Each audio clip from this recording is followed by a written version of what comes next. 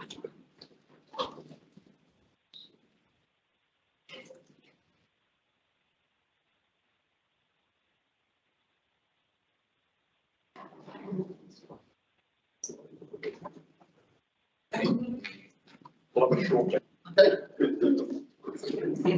So I want to welcome everyone to, I think, probably our biggest hybrid meeting since the last couple of years. How many people do we have? Looks like about 40 coming in.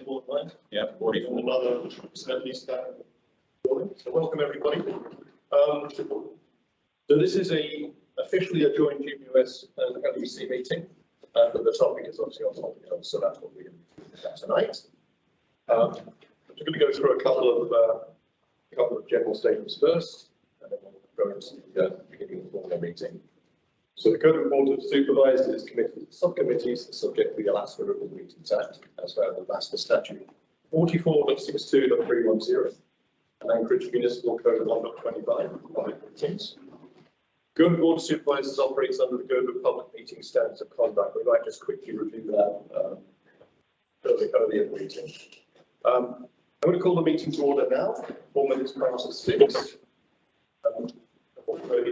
So my name is Mike Edgington. I'm co-chair of Gerdwood Board of Supervisors and Land Use Supervisor. And we'll start with the other roll call of the other GBOS members. Guy Wade, Fire Department Supervisor. Thank you, Jennifer. Jennifer Wingard, I'm Roads and Utilities Supervisor. And who do we have online? Supervisor Amanda or Brianna there? Amanda Yes. Sassy, Public Safety Supervisor. Thank you, Brianna Amanda. Sullivan, Parks and Recreation and Cemetery Supervisor and Co-Chair. Thank you. And just any officers from LUC like to introduce themselves. Kevin McDermott, Chair LEC. And then O'Brien. Good. Thank you. This is under GBOS rules. We have to do any disclosures so that anyone on GBOS, anybody have any disclosures to make? None in the room. Anybody online? Either Amanda or Brianna? Okay, I'm not hearing anything. So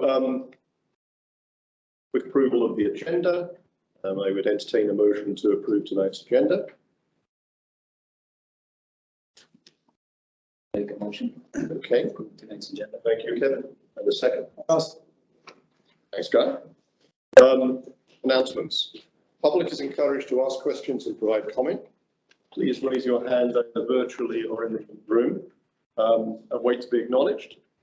To help discussion stay productive, please direct your comments to the board rather than other members of the audience or presenters. Business under discussion, and please be respectful of everyone's opinions. We haven't had a meeting this large before that's hybrid, so we'll see how it goes with both looking at people who are putting their hands up online and in the room, but I'll try and balance the two as I can. Okay, cheers introduction. So I want to say a little bit about the structure of the meeting. So this is a town hall, so the main purpose of this is to hear from the developer, HLB, and the community. We're probably not going to be taking any formal actions tonight, although I think it's technically possible. Typically, when it comes to inputs and comments, what I'll probably try and do as well as try and balance in line and online and in the room is try to prioritize people who haven't spoken as well. And we'll also we don't have a formal time limit for comments, but if people start talking for too long, we probably will introduce that so we can get through the material tonight. We plan and hope to be done in about 2.5 hours, but we'll see how the discussion goes. We really don't need to go much longer than that, but we'll see how it works through. There are a couple of, that file I sent. I'll email you a file, just a very, very short 2-slide thing. Okay, let me try to find it. You just sent it to me. Yeah, it's well, I sent to both of you and Margaret. So I just threw together a list of comments I've got so far, concerns about the Hoffman project, and I'm just going to put them up on the screen to show the sort of range of things we've heard so far. And you sent it just after. Just before I left, yeah. Hey, so go check your email. It's not showing up on Okay, the email. if we don't have it, I've got the list here. Okay.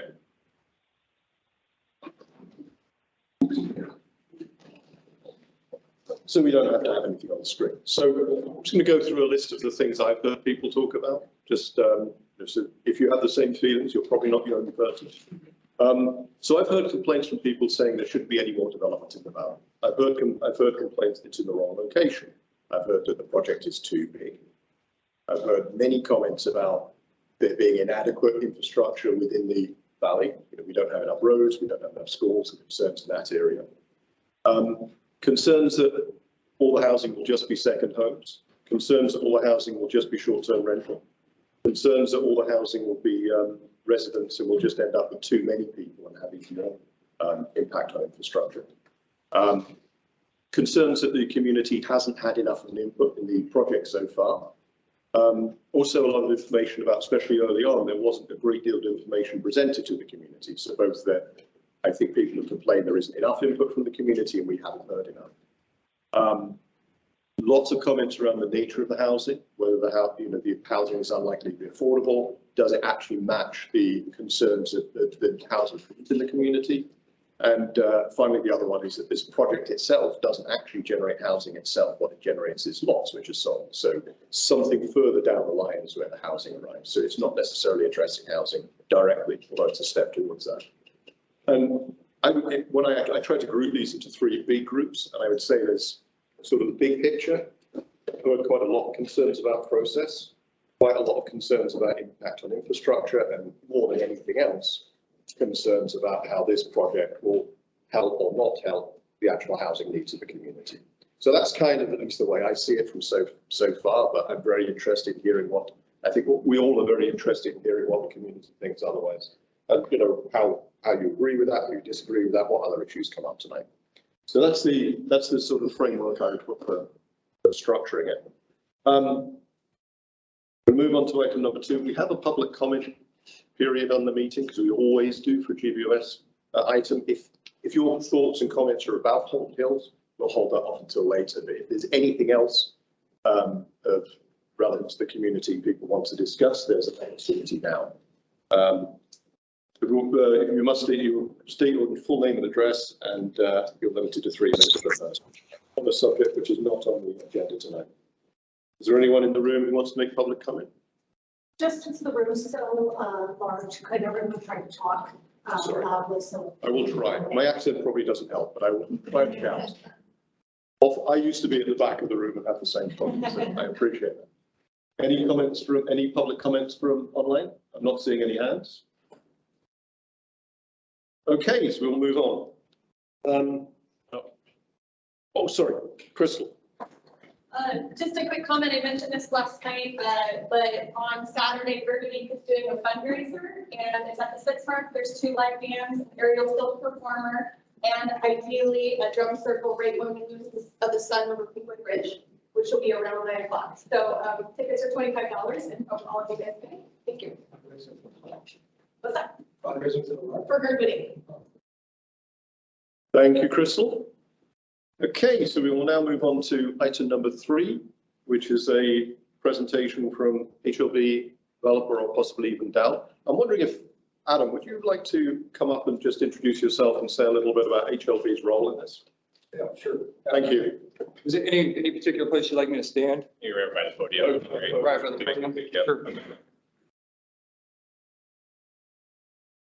My name is Adam Trombley. I am the Community Development Executive Director. And just so you know, I was appointed by the mayor. And what my responsibility is in regards to this project, I'm also the real estate director. But the things that are underneath me as far as my responsibility include things like geographical information services, real estate services, heritage land bank, the traffic department, public works, planning, building services, which includes all of your building permitting, and maintenance and operation. So there's quite a bit that falls underneath me, but the real estate aspect is something I'm involved in on a day-to-day basis, and my role is also being the real estate director. In regards to this project, I'd like to introduce kind of the team, and just so you know, we meet on a weekly basis. I'd like to address the lack of information that's come forward. But this project has been, again, we meet on a weekly basis, and the folks that meet are Connie Oshmer with CY Investments. I'm sure most of you know who she is. Natalie Smyer, she's the land development vision manager for Holton Hills. She's got over 17 years of experience. Brendan Marcotte, who unfortunately cannot be here today, who's with Triad Engineering. He was going to be here to discuss any potential engineering challenges with Holton Hills, things such as topography, wetlands, which I can address. Not in the same granular detail he can, but I'm happy to address those topics. Tony Hoffman, he's a senior surveyor with the same company, and he'll be talking about the survey, any sort of planning challenges, the wetlands and the section line easements that run through the property. Laquita Chomolowski, she is on her way. She's stuck in traffic. She's a senior land use planning manager with Dow. She'll be guiding you, the community, as well as Heritage Land Bank through any of the entitlement process. Entitlement processes include rezones, planning actions, variances, those type of things. She'll be having, again, face-to-face contact with you at all the necessary meetings. She'll be the one sending out all the public notices if there's any rezones or planning actions. She'll be responsible for all that. Again, all of you know Holton Hills is the partnership between Holton Hills LLC and the Heritage Land Bank. And currently the preliminary plan, and I want to emphasize this. Actually, let me hold off on that because I want to kind of explain for some who I'm sure the great thing about Gerdwood is that you guys are very intelligent and you're very active. You really know the processes. But for those who may not have been involved from day one in this, if I could just address kind of how we got here. And again, if I'm missing anything, please don't hesitate to correct me. And trust me, it does not hurt my feelings if I've gotten some information wrong. I'm here to learn just like you guys are. So how we got here is that I do know and I've seen there's been multiple failed attempts at trying to develop that location for a whole host of reasons, whether it was absorption, meaning people's ability to purchase the lots, whether the lots penciled out, because at the end of the day, any development has to pencil out, right? And what I mean by pencil out is it has to be profitable. And so there's been a whole host of reasons as to why those things didn't fail. I have seen several proposals in the past. Sometime, I believe it was in 2020, an RFP went out. Spinell and CY Investments were the only two to bid on that RFP. The RFP was put together by HLB. There was a 9-member panel. I apologize, can't remember all the folks that were on that 9-member panel. I know there were 2 folks from Gerdwood. And when they scored the 2 proposals, I want to emphasize that RFP process was open to anybody. Anybody and everybody could have put in on that proposal in 2020. But again, there were only two entities that did that. Again, Spinell Homes and Connie, CY Investments. And so by a 9-0 vote, Connie won the RFP process.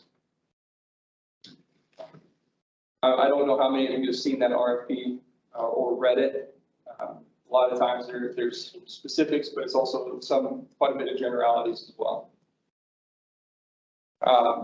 In our weekly meetings, and again, I want to address the lack of communication. I'm going to take the complete 100% hit on this. It's nobody else's fault but mine. I think I had a meeting 2 weeks ago, roughly 2 weeks ago, a week and a half ago with some folks. I'm sure somebody in this room were on that call. And one of the things I said was, we've had people working in our planning department in municipality of Anchorage for over 20 years. They said this is the most complex project that they have ever worked on when it comes to those entitlement processes. Complex they've ever been involved. And so what I mean by that is that our information is constantly changing. Construction timelines change on a weekly, if not daily basis. Perfect example. Last week, we were planning on having a rezone for this front section. There's a front section here. We were looking at rezoning. Monday, we determined we're not going to rezone that. That changes our construction timeline. In my experience, and I spent time on the assembly, my experience with dealing with the public process, I've always felt it's been very unfair to the public to consistently feed changing information. Has nothing against you, not that you're not intelligent enough to understand and track it. But in my experience, what I have discovered is that I'll send you the information, but maybe you don't get that same information. And so I send out new information, you get the new information, but you don't get it. And for a whole host of reasons, why people don't get the necessary information. So people are working on different plans, and then there just becomes a tremendous amount of confusion in the community, which isn't very easy. And then there's broad opposition to the project. It feels like there's consistently changing information. The development agreement has been signed. I believe we did send it to you guys, correct? Did you disseminate that out within the Gerdwood community? I believe it's on the website. Yes. Okay, so the development agreement, I know that was a big step forward. And in the meantime, just so you know, that development agreement, I believe, took what, 7-8 months on it?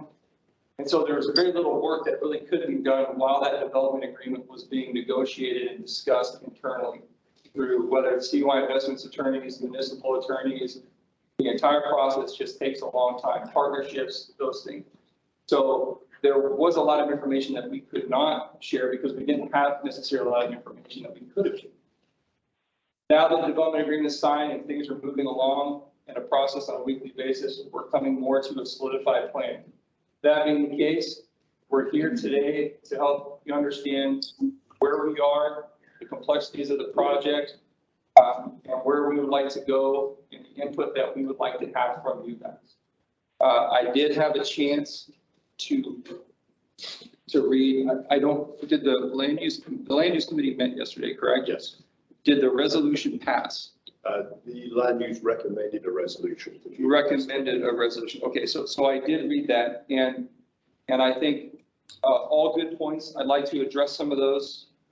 The housing component I can see is clearly the biggest issue, which is why we're here. Because we want to hear from you as far as what you think. We have preliminary ideas as far as what we would like. Here's some of the complexities when it comes to housing. And I'm guilty of this too. When we look at this, we'll just look at this and we can see a plat here, right? We can see these lines where houses will go. Phase 1, phase 2, phase 3.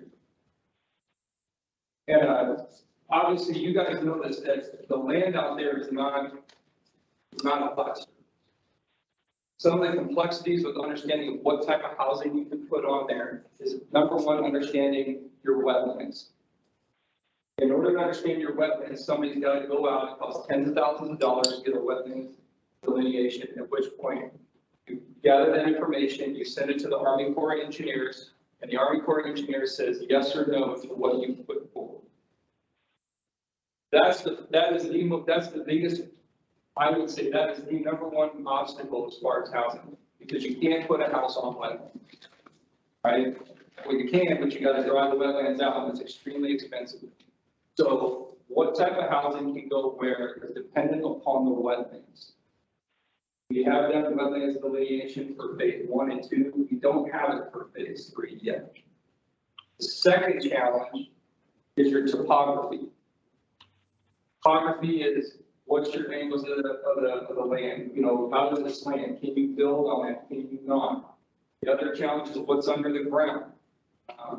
You know, I'm not saying there's granite under the ground, but if there's granite underneath the ground, then how do you eliminate that granite? How do you blast it out and say, well, I didn't want to put hypothetically speaking, I wanted to put an 8-plex right here, but I can't because I can't dig the foundation. It's too expensive. It doesn't make economic sense.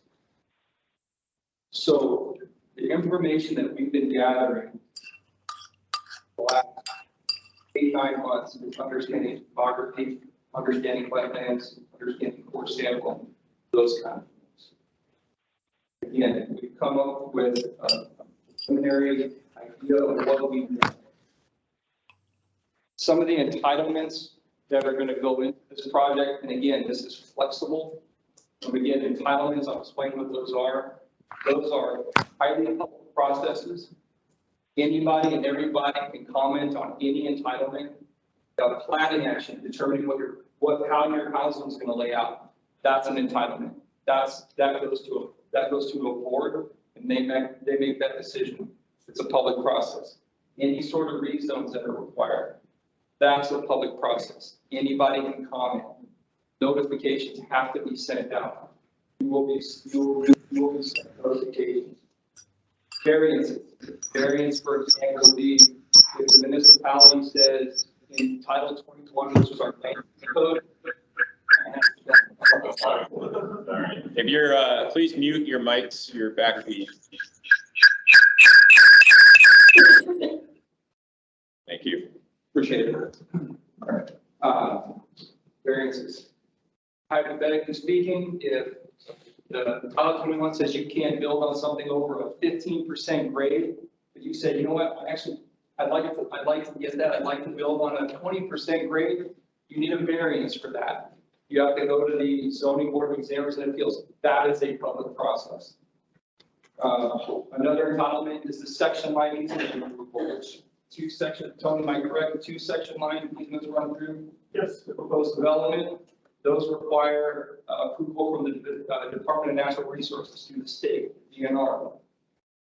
Are there going to be any required utility easements, whether they need to be vacated?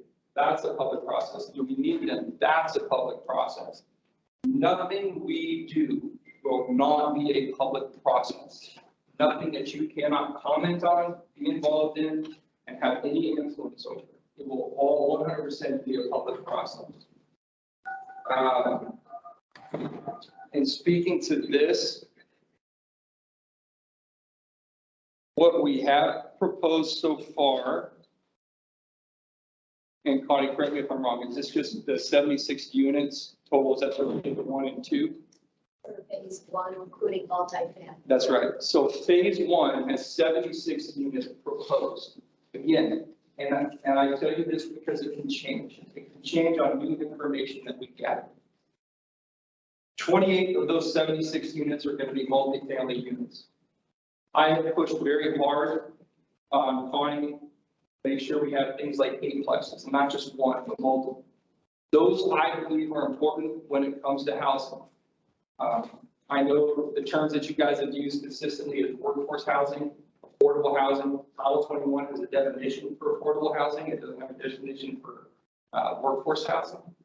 But we're looking at how we can design this with 8-plexes, if not something even more to help provide. And then not only just an 8-plex, but what does the interior of each one of those units look like? How many people can you fit in one unit in an 8-plex? That helps bring down the cost. And then the other, so 76 total units, 28 multifamily units, and then 48 single-family home sites. And that's just in phase 1. We don't have that information yet for phase 2. One of the big concerns I've heard from you guys, and I 100% valid. Everybody likes to use the term VRBOs, so vacation rentals. We'll just use VRBO, not to pick on them. How do we address that? How do we address the fact that we don't want people just to come in and buy, they sit vacant, and then they just rent them out? Because that doesn't solve your problem. All right, that doesn't solve your problem. It doesn't solve Gerdwood's problem. So we've discussed things like deed restrictions. We've discussed things such as creating a home, like an HOA that would put limitations on how many can be rented out, whatever that percentage is. We've done, and I'm no expert in that. I'm not a lawyer, so we do have a legal team. Connie's legal team is looking at that. What are we able legally to do to prevent those kind of things? Because I know that it's a big issue, and we want to address that too. We want this to be successful for Gerdwood.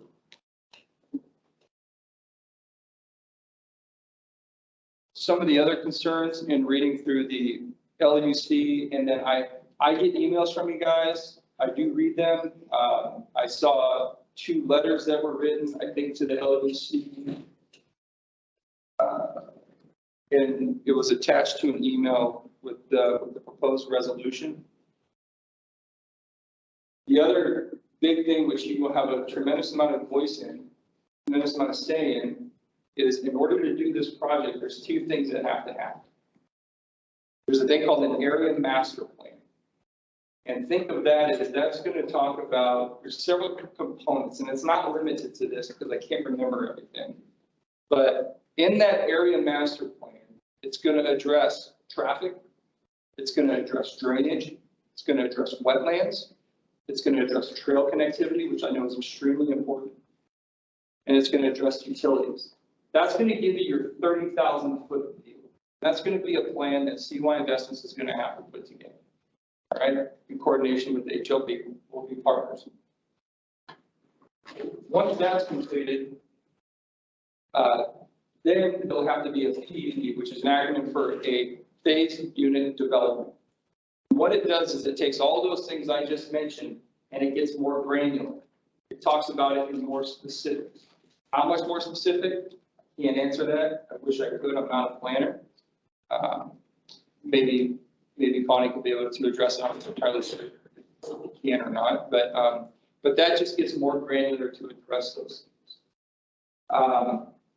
A traffic study is absolutely going to happen for a project like this that we're bringing in because there would be proposed so many units. Another concern that I heard was from fire, which I believe is here. Thank you. Was a lack of fire apparatus. You guys are, and I'm sure you know this, but you're in a limited service area. So you you're outside the Anchorage roads and drainage area, right? So you tax yourselves, you have your own mill rate. A development like this is going to bring in millions of extra dollars in tax revenue. And because of that, you're going to have more money for your roads. You're going to have more money to take care of drainage issues. You're going to have more money for fire apparatus to handle those things. So I do want to emphasize that there's as a community, from a financial standpoint, from a tax standpoint, there is a benefit to that you guys are going to get that you currently don't have because you can only tax so high here in building. I believe, because Public Works underneath me when, is it Ronnie? Is that how you say it, Ronnie? When that flooded out, that pretty much capped all of your reserves. Had the government not declared an emergency, you would have no reserves. Developments like this help put more money into your reserves and gives you that rainy day, additional rainy day money. So I think that's it. I'm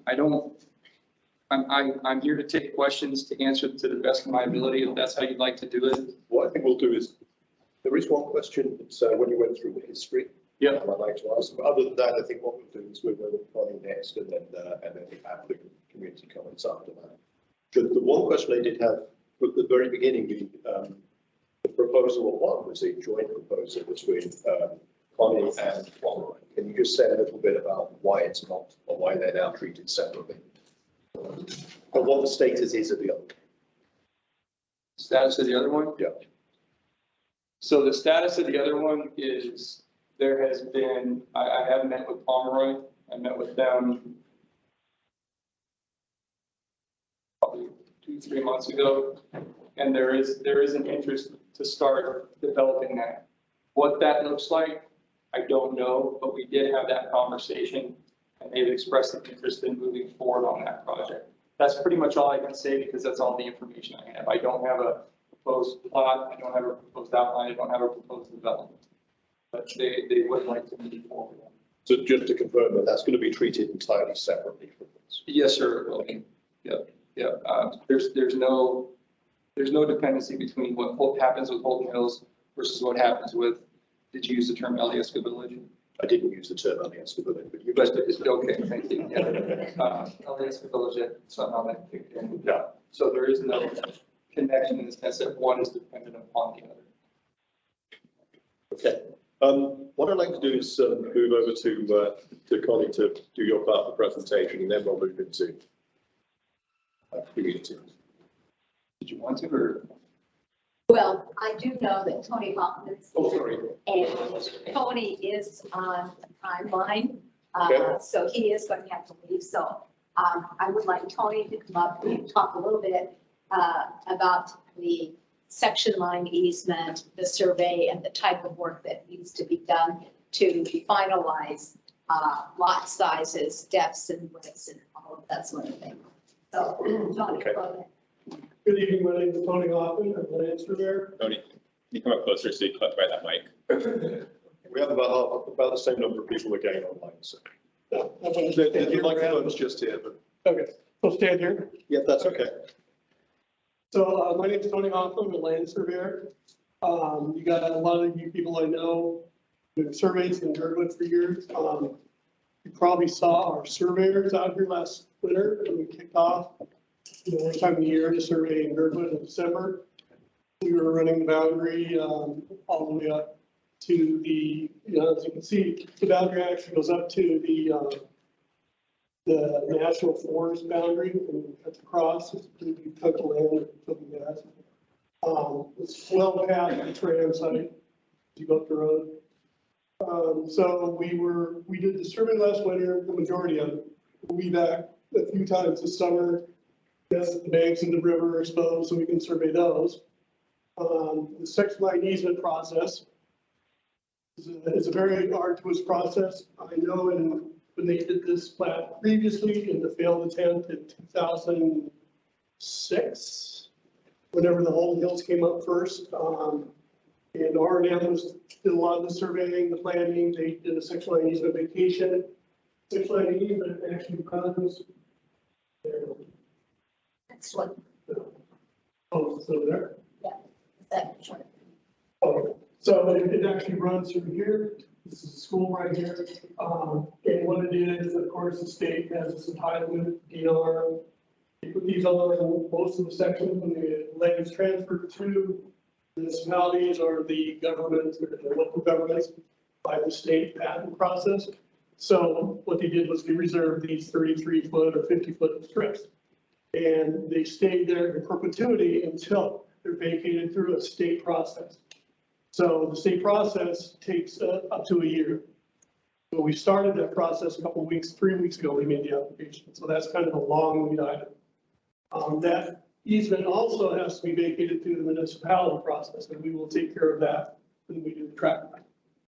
So if anybody has any questions about surveying or about this planning action, I'm pretty familiar with that part of the process. I know Laquita with Dallas here, she's going to be talking about the other process, the rezone, the master plans, and the other things that hadn't talked about. But if you have any questions about the subdivision specifically, I'm happy to answer. Since you have to leave, I think it's reasonable if there's any specific questions, if anyone has them. Kyle, got any questions? I have a digit. Are these available for the folks online too? The maps, yeah, we'll ask for a copy of them. We'll put them in the minutes. We didn't have it in advance. Are you relocating the easements, the original easements? This section line easement, no.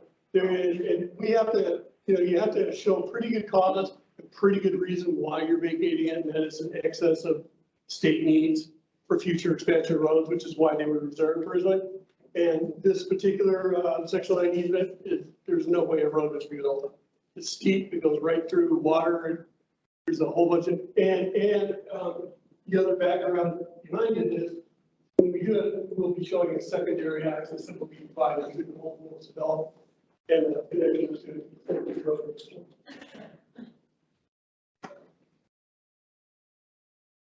Was there another question? Please go ahead. Yes. Yeah. How big is that single family lot? That's more of a design question I would leave to Connie. It's phase one. Well, yeah, that's more of a design question because I'm more of the track person. So she could talk about the individual design and what the mix of the lots are going to be, because there's going to be a variety. Are there survey markers on where you? Not yet, but it's pretty easy to tell where the road's going to be because it follows the pathway up through there where they put the water line. That's the road. Basically, we're following that alignment because the municipality puts basically an easement on it that we can utilize, and we'll be tapping into that water line as we walk through phase. Question at the back? Oh, is the secondary access proposed location marked on Appropriate Road right now? So we can see where funded. Is it marked on appropriate? No, it's not. You can look on the map and basically tell where it is just by the curve, but we have not gotten that far into the development of the final plan. And then would the plan be that the municipality would take over maintenance up until that secondary access road? Because these will be publicly dedicated rights of way, yes. These are not private roads or like Right, every so other. the maintenance of Crow Creek Road up to that secondary. Oh, well, Crow Creek Road. Now that I didn't hear. All right. That's a state-owned road. But Kyle could probably answer that a little better than I. I don't know what kind of agreement there is on Crow Creek Road.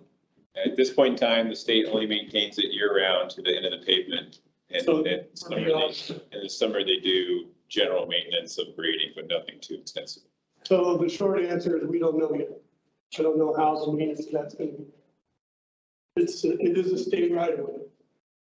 Right, no, I'm just, forward thinking of access. Can you say something about the schedule for this work schedule?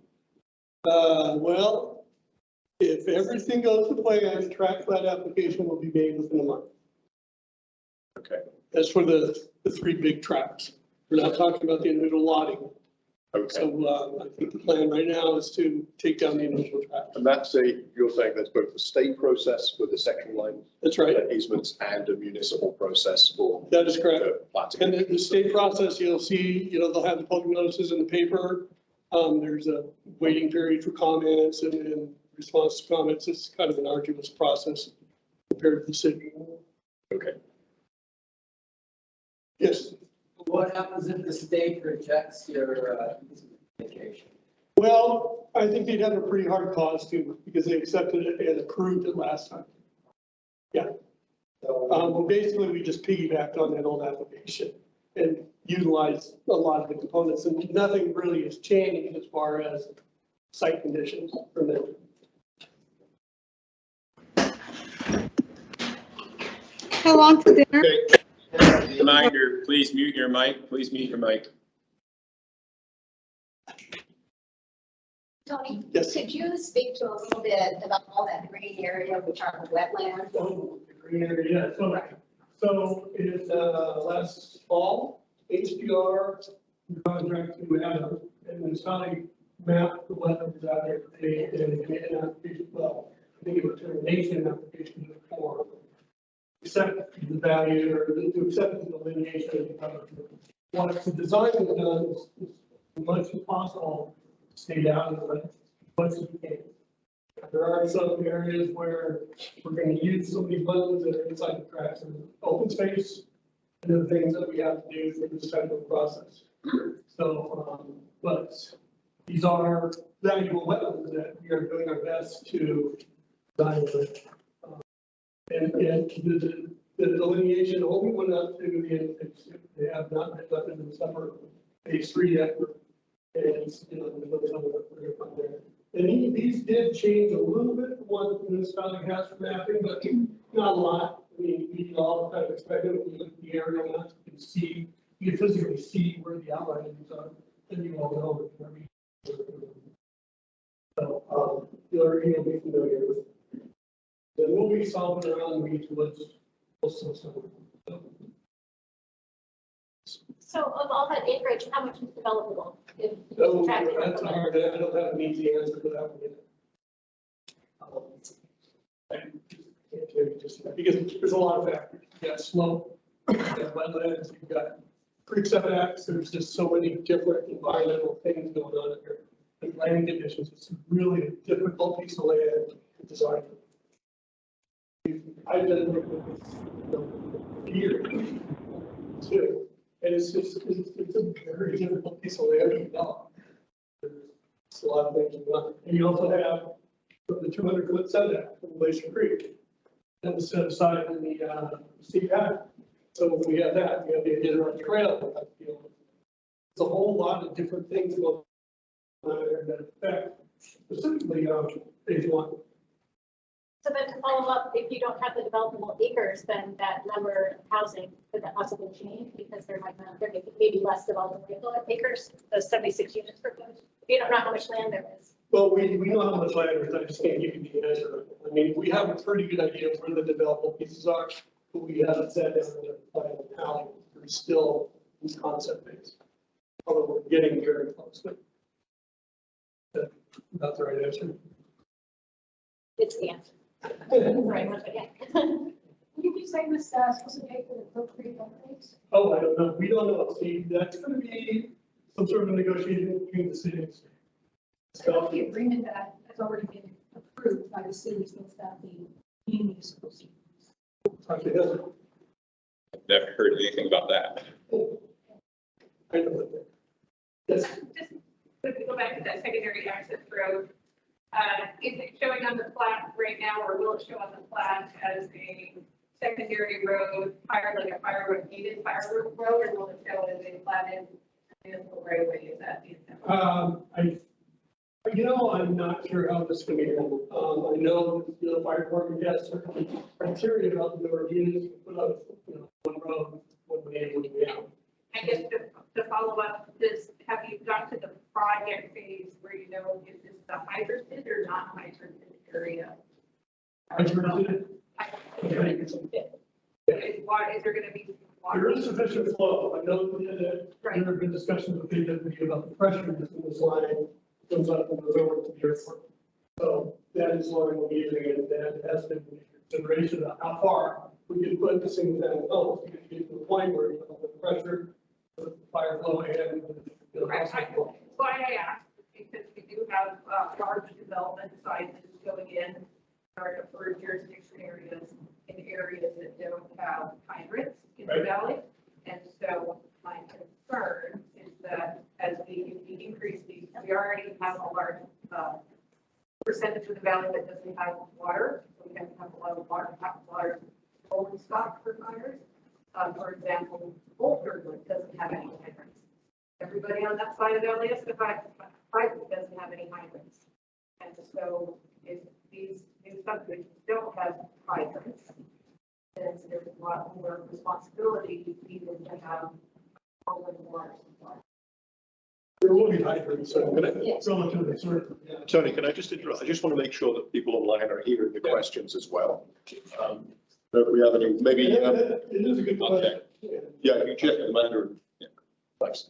I know that when the conversation is happening, we're in the room, it's hard to pick it up sometimes. So there will be, I'm sure there will be hydrants, because there'll be public water available. Okay. No way around not having. When we first saw phase one, there was 55 lots. They're about the same amount of lots. It's just an increased number of units. Do we know the total amount of units for all three phases? It's not yet. It's not. Phase three specifically hasn't really been designed yet. So there's wetland mapping, there's a lot of things we don't know. We have a pretty good idea that these are going to be larger lots because just because it's going to be hard to put a sewer out there. I think that's a big reason. Yeah. So. Just, I get the sense the questions are beginning to go into more general issues Yes. development rather than specific. And I'm not an engineer. So if that, I think it probably works now if you want to try to take the next bit, Connie, or I'm not sure if you are on the previous talking to us. You're up? Yeah, I don't know that I have. Okay. Okay. So Connie, and sorry, did you have a specific question for Tony? What's the setback for the Iditarod Trail? The question here is what's the setback for the Iditarod Trail? There's all. 25 each side, I think. It's more than I think she's 50. And I know we've gone to talks with Park Service about where that trail is because it is kind of marked in places, but not everywhere. So we need to have a pretty good handle on it too for the setbacks. One more. What environmental assessments have already happened and where do you find that information? Question for Tony. Well, we've done the wetlands, and that's about where we are at this particular point in time, but as more information becomes available, we will definitely be sharing. We have not done any test holes yet, as far as determining Jeff's types of soils. Yes, the fire department. I'll just ask one more question.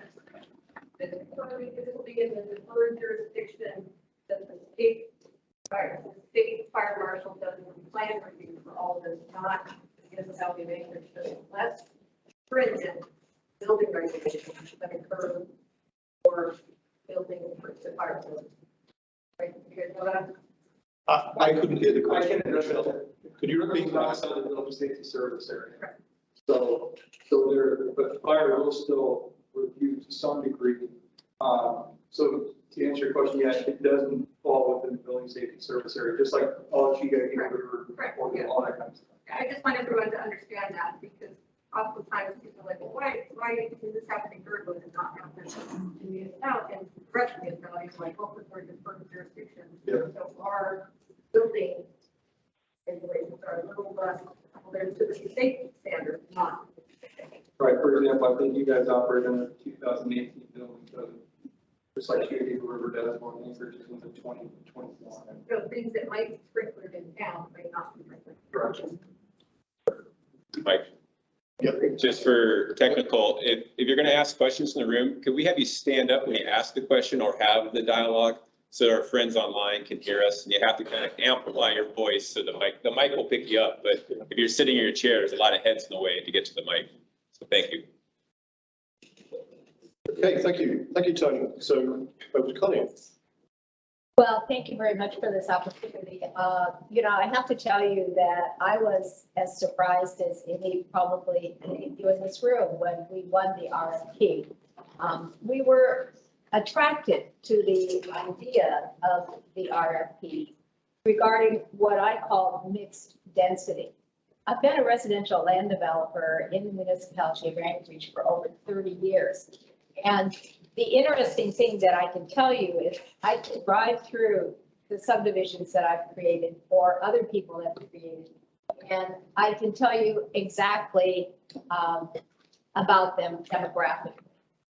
Because the underlying zoning regulations require that all lots be approximately the same size, that they are single family, although now we do have the opportunity for ADUs in the R1 zone. So I will tell you that I live in South Addition. I don't live in Gerdwood, but South Addition in Anchorage is very similar to Gerdwood. We have big fancy houses that are worth $1 million. We have duplexes. We have little houses that have been there for 50 years or so. And I like what's called mixed density.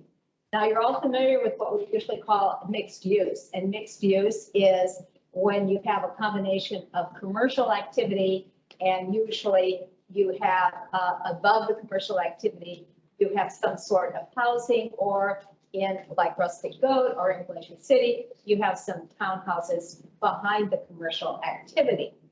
But my idea, which I think is what helped us win the RFP, was we wanted to have what's called mixed density. So we wanted to create a community where young people could live, all right. We also wanted to create a community for condominiums, for what I will call entry-level housing, workforce housing, as you might call it, as well as single-family housing, as well as duplex condos, specifically in this area right here, which has a slope, a pretty significant uphill slope. And I know from my experience as a real estate broker that you all would like to have a large garage, right? It started out in the 70s as a single car garage. In the 80s, it got to a double car garage. And by the time we got to the 90s, it was a triple car garage. And now we have a lot of builders that are building 1,000 square foot garages. So the idea for this particular area was, because it's uphill, we could have a large garage built into the hill. We could have an interior entry because nobody likes those 12 steps of stairs on a snowy afternoon or night. All right, and then we can have living above that. So then as we were designing all of this, Adam keeps talking to me about density and of more units and affordable units. Sorry, you do, those 8-plexes. And so we decided that we would attach those, and we would attach them, and then they would be duplex condos. And then Natalie is going to talk to you about if you have condominiums, whether they're duplex condominiums, or over here, whether or not they're 4-plex condominiums, or here, whether or not they're 8-plex condominiums. then they are regulated by the financial investors that will purchase the mortgages. And in order to do that, you have to have 50% owner occupancy. And when they sign on that loan, they have to guarantee that they are going to live in that unit for 1 year. There are also restrictions that we just found out today from our lawyer regarding rentals, that Fannie Mae will not allow short-term rentals, that the rentals have to be for, I believe, at least 30 days. But I can guarantee you that for these duplex condos, for these townhouse style fourplexes, that are not going to be the big townhouses that you see today being built. They are going to be smaller townhouses and thus more affordable. So the townhouses that we have today that are being built are 3 stories. They're 24, 26 feet wide. All right. And as you all know, they're priced at $800,000. So if you skinny those up and you put in a triple car garage and they're 20 feet wide, which is still adequate for a double car garage, and you have 3 bedrooms, then you have something that in my world, we consider more affordable. The RFP was for market housing. I understand that. And the development agreement calls for market housing. But my goal is to have mixed density, to have first-time home buyers live in this community. Now, I will grant you, up here in this cul-de-sac, there are going to be 4 or 5 luxury single-family homes. We need lots, all right, that will accommodate that, because we have to offset the cost of this road so that we can afford the higher density. Now, the question really is, I am not a builder. I am a residential land developer, and I have been doing this for over 30 years. What happens when you are a residential land developer and you are not a builder, everything doesn't always look alike. Okay, really, to be perfectly frank. The Sand Hill subdivision that Natalie and I have just done, and we're 2/3 or 3/4 of the way complete, we started with 6 different builders. Okay. We're now down to about 3 builders that are going to finish the subdivision, build out the subdivision. But I would encourage you, if the next time you're in Southwest Anchorage, go down West 80th in Sand Lake Road and look at what we've done. The variety of architecture, although it does have a modern feel to it, is quite unique. And it's one of the reasons the subdivision is so popular, is because they don't all look alike. And really, quite frankly, when you are doing a subdivision where the land developer is also the builder, things tend to get a little repetitive. So in another subdivision that we did at Hoffman Timbers at the corner of Lake Otis and Hoffman, we said, okay, well, we recognize that we have to have more than 1 builder. So in one cul-de-sac, we put John Pegmeyer, and in the other cul-de-sac, we put Hultquist Homes. Well, it's very, very nice, and I don't want to say anything negative, but again, we don't have the variety that I think we will have here by selling to a wide variety of builders or just people that would like to purchase a lot and hire an architect and build their own plan. So that's the idea that we have. Now, Adam mentioned the 8-plex, and many of you perhaps know Hildy Kane, who is an architect. She used to work at Kunstecker. She's lived in Gerdwood, and I have asked her to go ahead and design an 8-plex plan. Now, what's important about this 8-plex plan is when you are doing 900 or 1,000 square foot condominiums, you want to make sure that you have 1 bedroom and bath on one side and another bedroom and bath on the other side, and you bring them together with a great room and a kitchen. And that's what's important, because you want to have privacy. So theoretically, you could have 2 couples that could purchase one of these units together, which makes it really quite affordable. There is a new regulation out and a new opportunity for financing at these entry, what we want to call these entry-level condominiums, that now, it used to be, if someone was going to co-sign on the loan, they had to live in the unit as well. So it was like a father and mother and an adult son, or a brother and a sister, or whatever. That's not the case anymore, and let me just be perfectly frank. We'd have a sous chef, okay, and he would need help perhaps qualifying to buy a condominium, and his employer, not that I'm suggesting anything like that, but theoretically, anyone could go ahead and sign on that note, all right? And they do not have to live there. So there are a lot of changes that are going on in the financial world. We have contacted the Atlantic Housing Finance Corporation to see if there's special financing available for teachers and firefighters and police. And they turned us away. They said, we're not interested in doing that. That's not our goal. That's not our mission. Well, if that's not their goal and mission, I don't know what is really, quite frankly. And we will continue to pursue it. There is a major employer here in the municipality of Anchorage who has a lot of the same problems that you as business people have, because they have a lot of branches in the bush.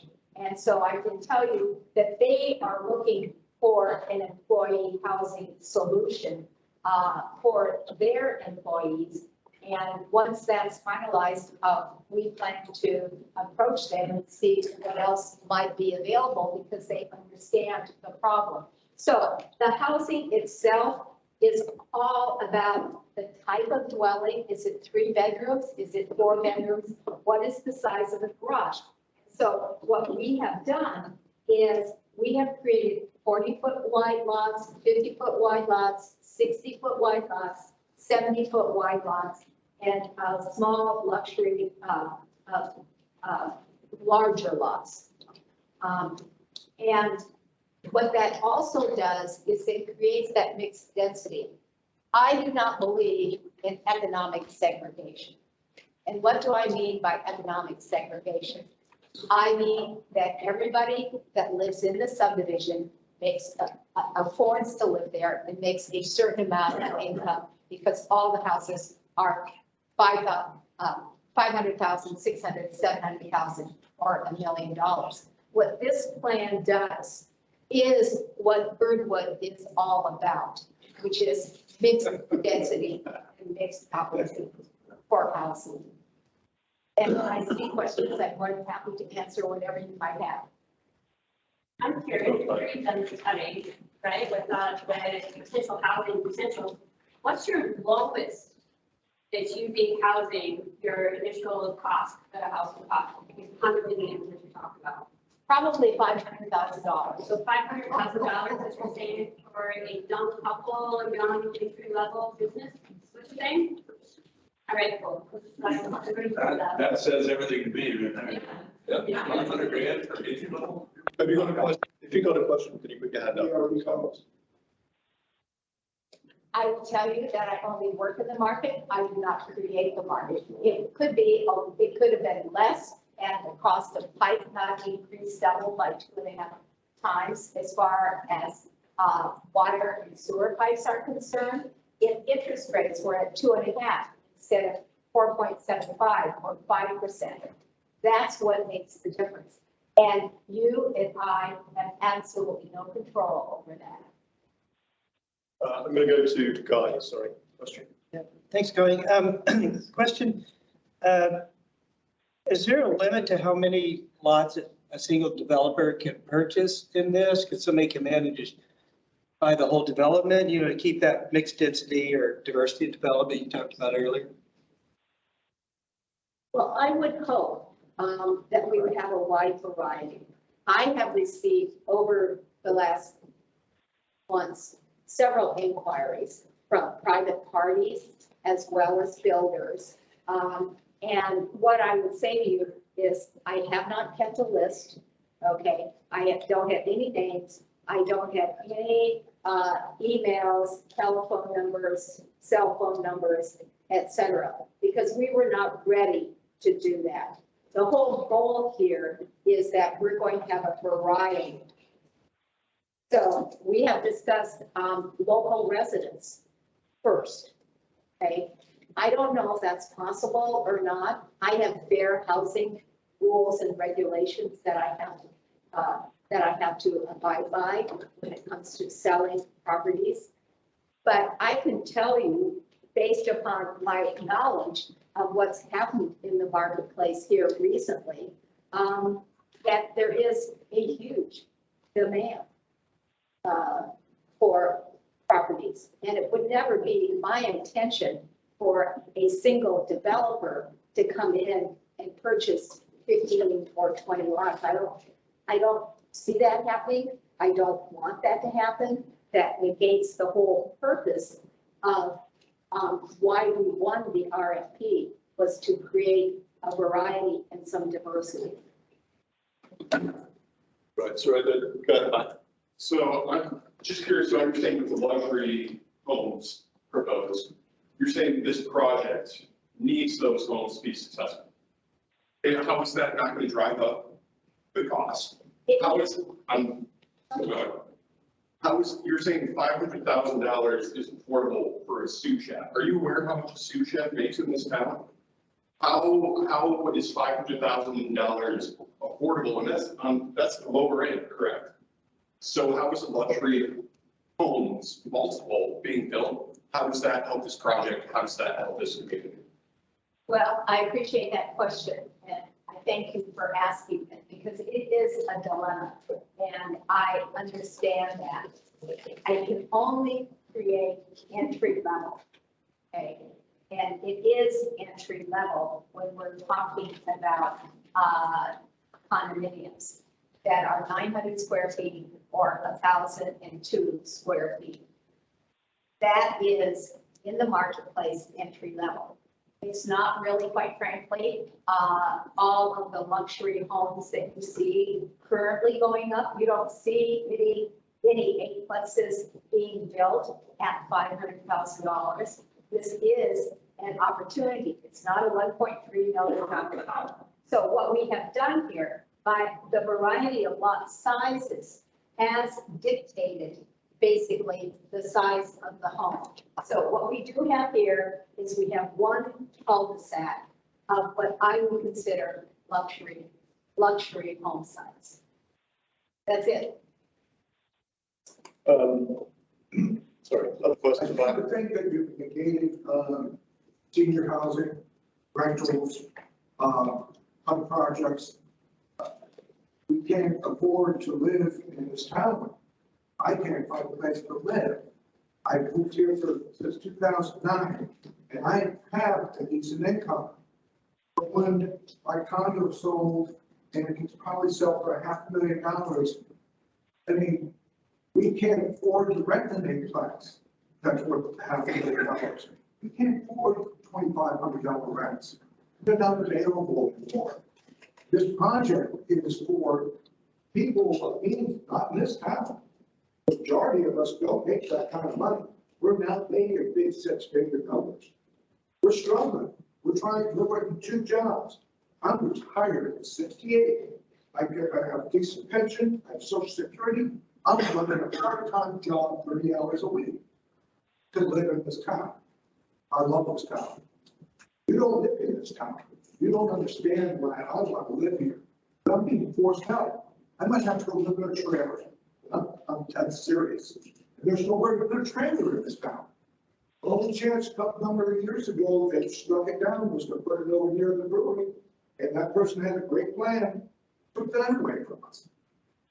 There's a lot of people going to retire in this town by the time we're done with this project. And they want to sell their houses. Where are they going to live? I'll stay here and see. There is other opportunities, I would believe, that they could be pursued. But who's gonna finish the job? Yeah, what opportunities? What do you guys, buses from Anchorage or something? You got buses down? Again, if you've got questions, put your hand up, and we're not gonna have a case where people are shouting from you. Did you have a follow-up? Sorry, at the back. What opportunities do you have? Okay. Well, you have a lot of vacant land. And, you know, we were one RFP that we won, all right? There should be other opportunities that we could pursue. And I believe that there have been times when that has occurred, but nothing happened as a result of that. So I would encourage you, all of you, that if you want to have a Breckenridge, then you need a housing authority, you need to tax yourself, you need to create this opportunity for development of the type of housing that you are talking about, and that is needed in every community. So I'm gonna follow on and ask more, get some more questions from or comments from the audience. Lisa, and then I'm gonna go to Carolina online after that, and then back to the audience here. Just really quick, I read the mayor's report, and he was saying the average of the Anchorage houses is about 400,000. So my wish, and I know you've been working on this for a while, but my wish is that some of these homes would be below that average, because the average means in the middle. That means the middle is 400,000. What I need to buy in Gerdwood is $300,000. I need someone to build a $300,000 house so that I can live here and teach kids here in our community. Is there any possible way for that to happen? Have you found it? That's all I wanted to know. Well, I appreciate your concern, and I appreciate the question.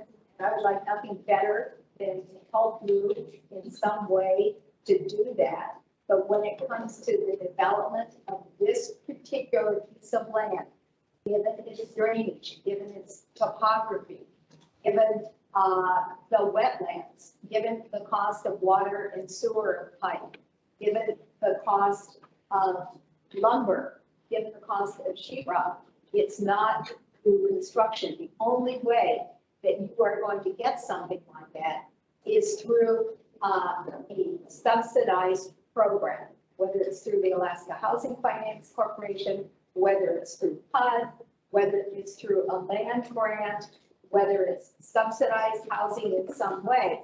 Natalie and I spent some time today talking and looking at the Breckenridge, which many of you would like to see as far as some affordable housing.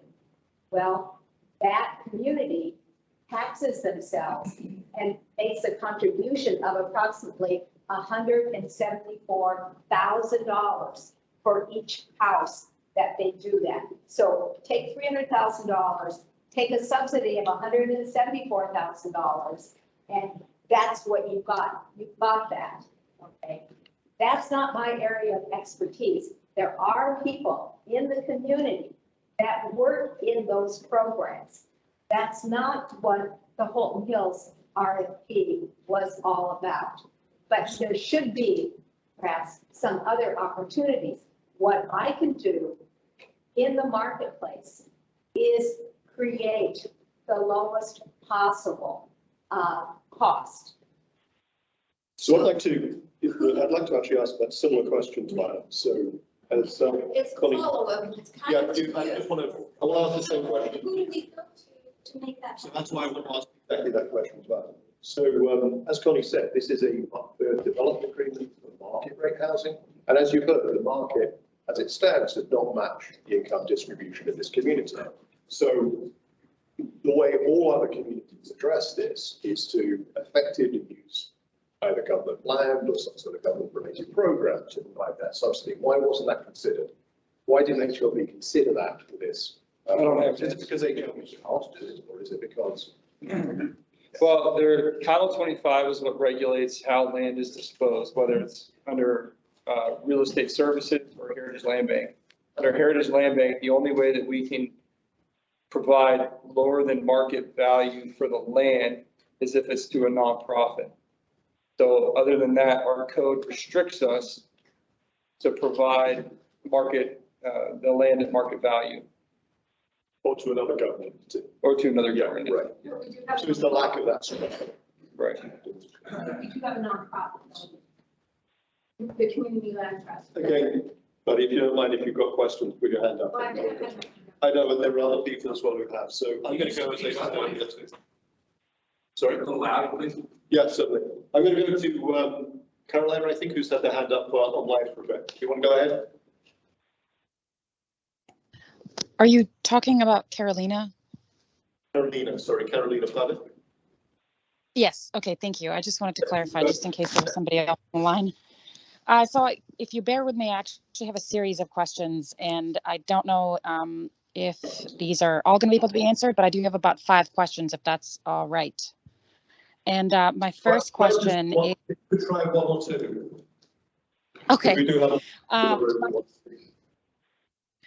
my first question is, what is the total area of disturbance for the development?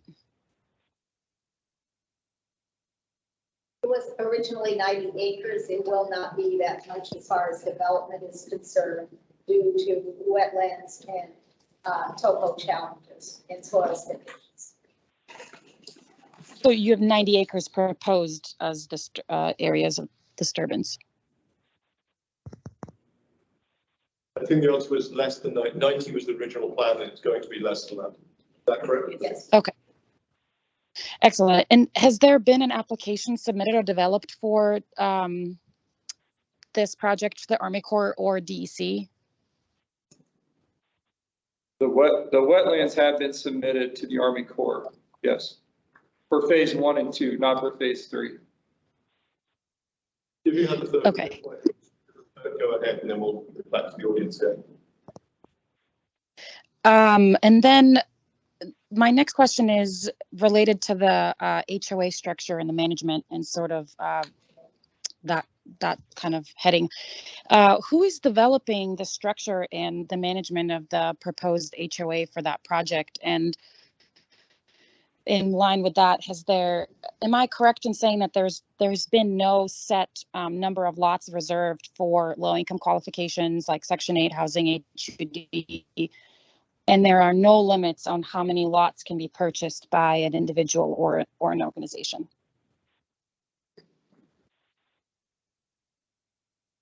You've got several questions in there. First of all, we have not addressed the how many lots can be purchased by an individual. Really, so we're talking about a builder or an investor or something like that. That hasn't been under any discussion whatsoever. We're happy to give that consideration because it follows the intent that we have to create diversity, architectural compatibility, but yet not have everything look the same. So, you know, it's not our intent to sell this subdivision to an investor, for example. That's not our intent. And then Natalie Smyer, who has 17 years of HOA experience, along with Jim McCullum, who is sort of recognized as the condo guru in the state of Alaska, will be in charge of the creation of the HOA. Natalie, would you like to speak a little bit to this, please? Yes, absolutely. Thank you.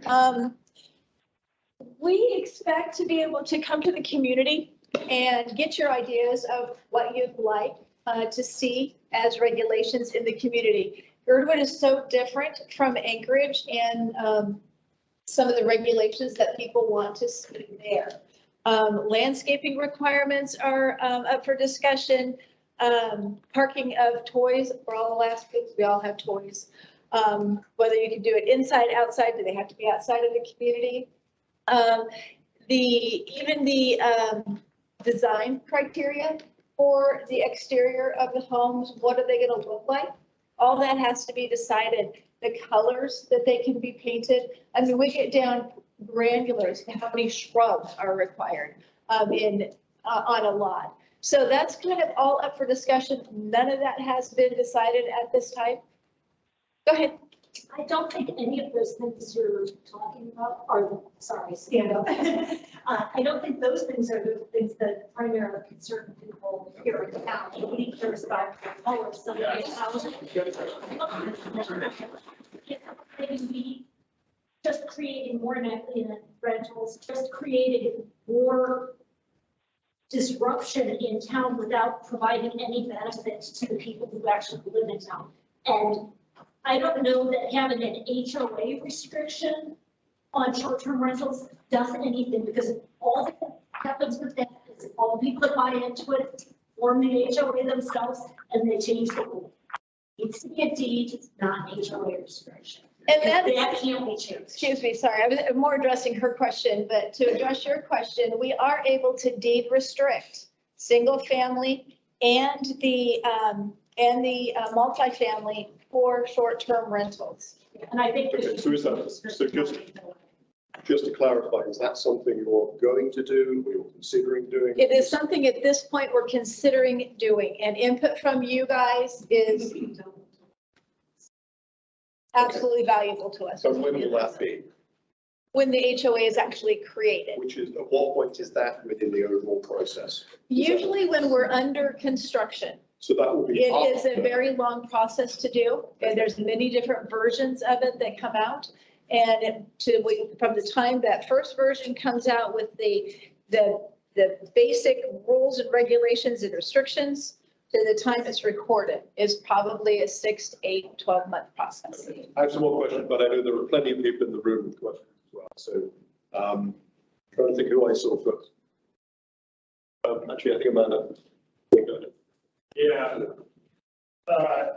I really think you need to look farther than Breckenridge. I appreciate the fact that you're here and are willing to tackle this project.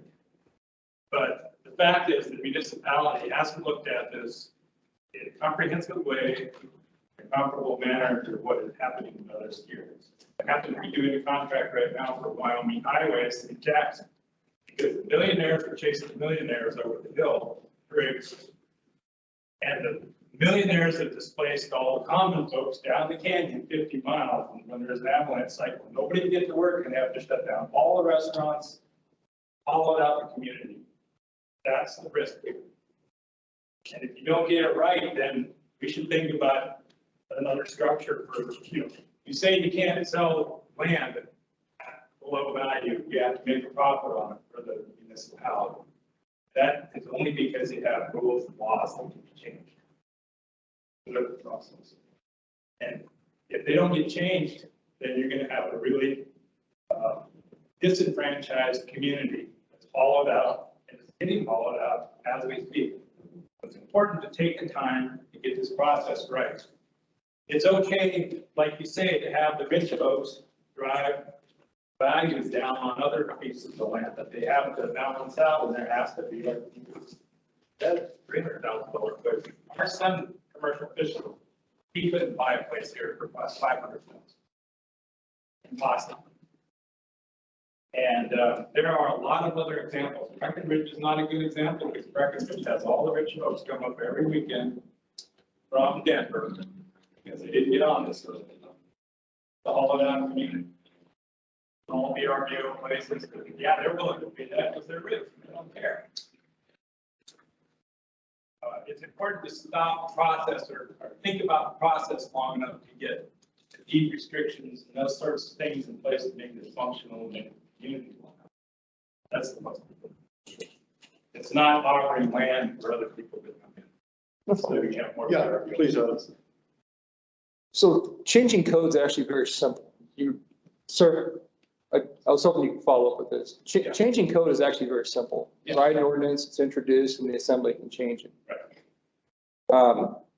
Would you have some time to chat first? Because I'd like to know what aspect of Title 25, like for example, if HLB could sell land to a private entity at less than fair market value, what type of entity? To you specifically, less than fair market value, to an investment firm, less than fair market value?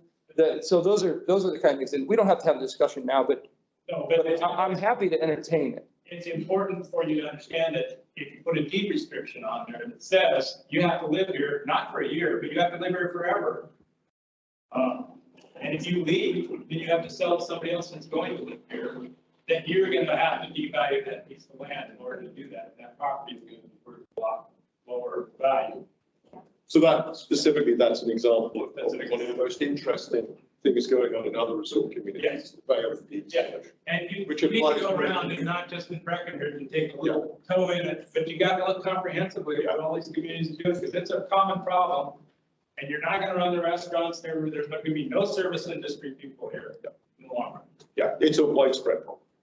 I'm going to go to, actually, there's some people at the back, and actually, I'm going to do I have a couple questions for you. First of all, when did you guys sign the RFP? What date? I'm sure you should know this off the top of your head.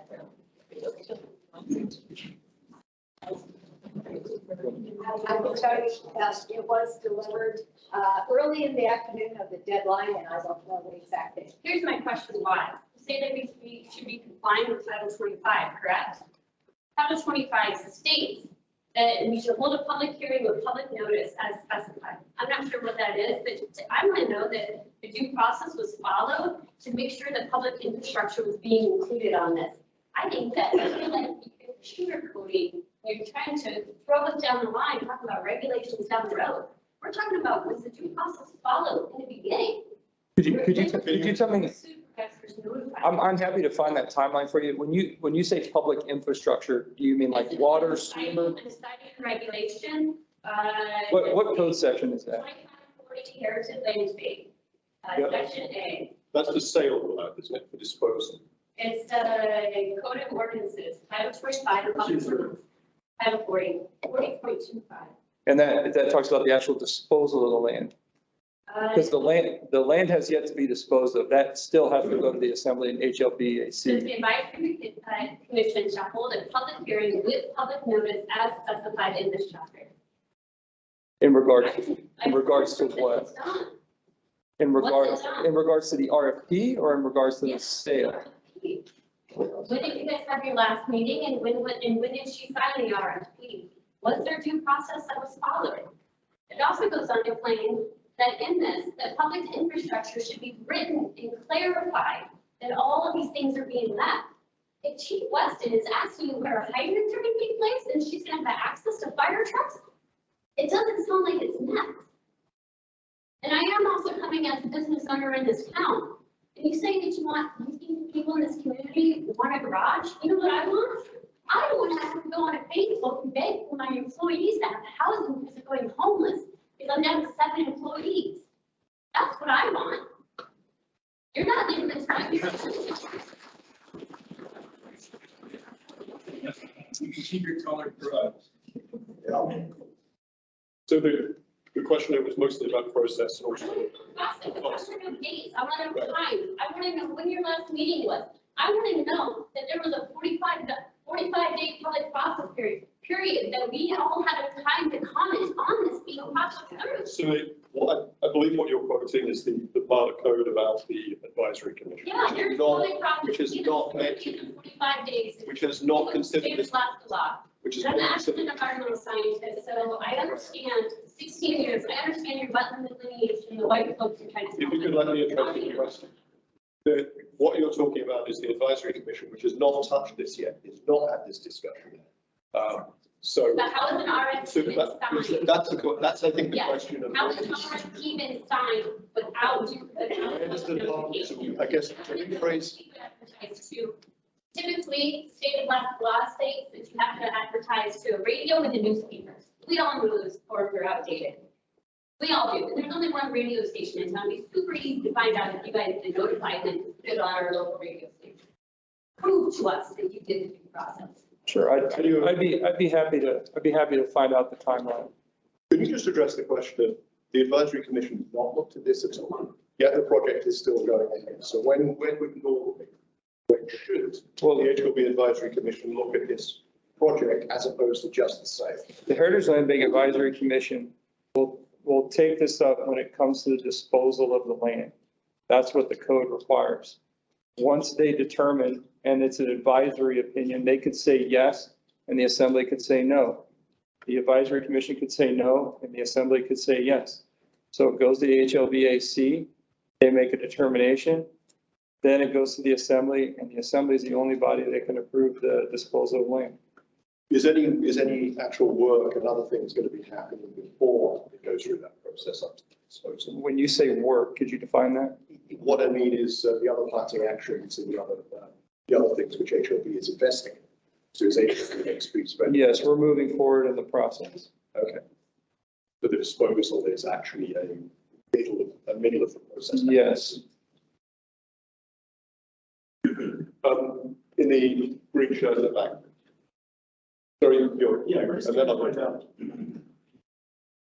Public process to get to the RFP when it was led. What does that morphology look like? Where's the public input? The project builds some inertia. It sounds like that it's just a public process at the very end of the approval side. It seems like the affordable housing thing, doesn't seem to be looked at this point. Public process perspective, if it has, can you explain that to me? Could you just say your name as well? I'll ask that of everybody. If you can say your name before you. Yeah, on to vote. Could you ask that question again? I wasn't clear on what you asked. So the public process, and to me, the project has a lot of inertia. Then all of a sudden there's an approval process at the assembly. It's hard to have some public input at the very end is my point. So unless this is already completed, we'd love to hear about the public housing part of this from a public process perspective where we hear about it, we can talk about it. It seems like a lot of us are surprised about it. So I think people think that it's been developed. Maybe it's happened during COVID, so people missed the meetings. No. I want to get right in on that public process. I think you've heard of it at the moment. I think we should present it out. Sure. So I would be happy to provide you with the detail how we, when the RFP went out, when it was selected, absolutely who was on it in those processes. When someone expresses interest in Heritage Land Bank land, in this process, it was put out to the public. Anybody and everybody could have put out to the RFP. What that process was, I don't know. That was in 2020. It was before I even got here. Yeah. So I'm happy to find that out for you. And again, that could have been, anybody in this room could have put in a proposal for that parcel and how to develop it. How that RFP was crafted, I don't have an answer for you. Quite honestly, I think there's some perspectives in the room. I'm not sure all of them, but my interest is I want to do a development here as well. And I'd like to know and not get that sidelined, and I'd like to know the appeal process. I don't want it to be surprising. So you want to do a development here? No, I don't get it. Yeah, so if there's an HLB parcel. Want to make a project, end up with a meeting where everybody's surprised. It just seems like this portion, as soon as I started into this project, we knew this housing issue, what it is, the issue. We know that. Sure, so. Where's the public process? And just asking about this RFP, was there a public process? Were there comments?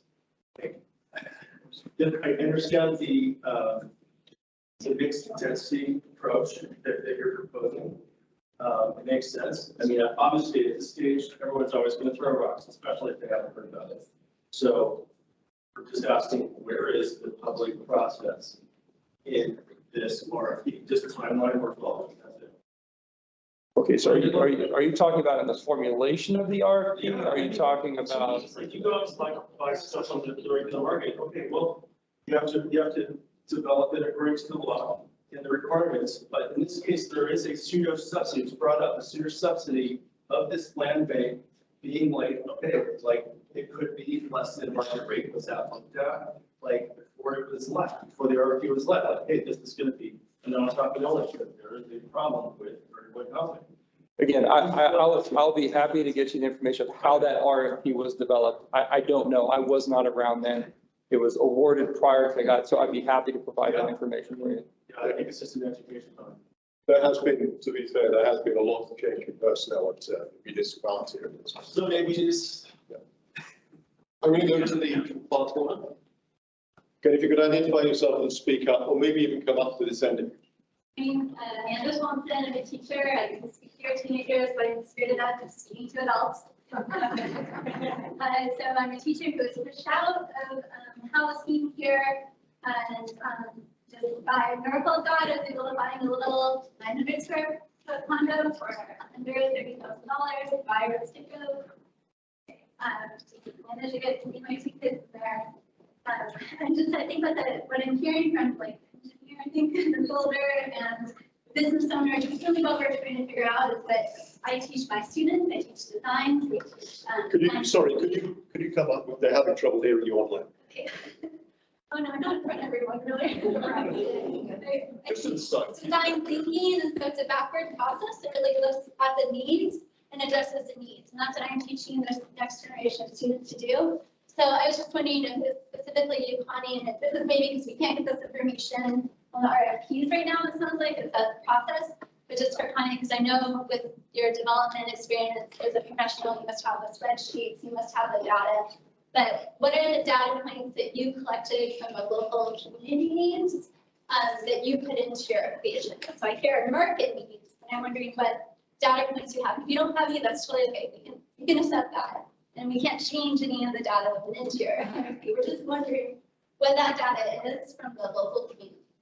Could you just say your name again for the people online? Amanda Thompson. Thank you, Amanda. Well, I guess what I can say is I think I've driven every street in Gerdwood over the past year.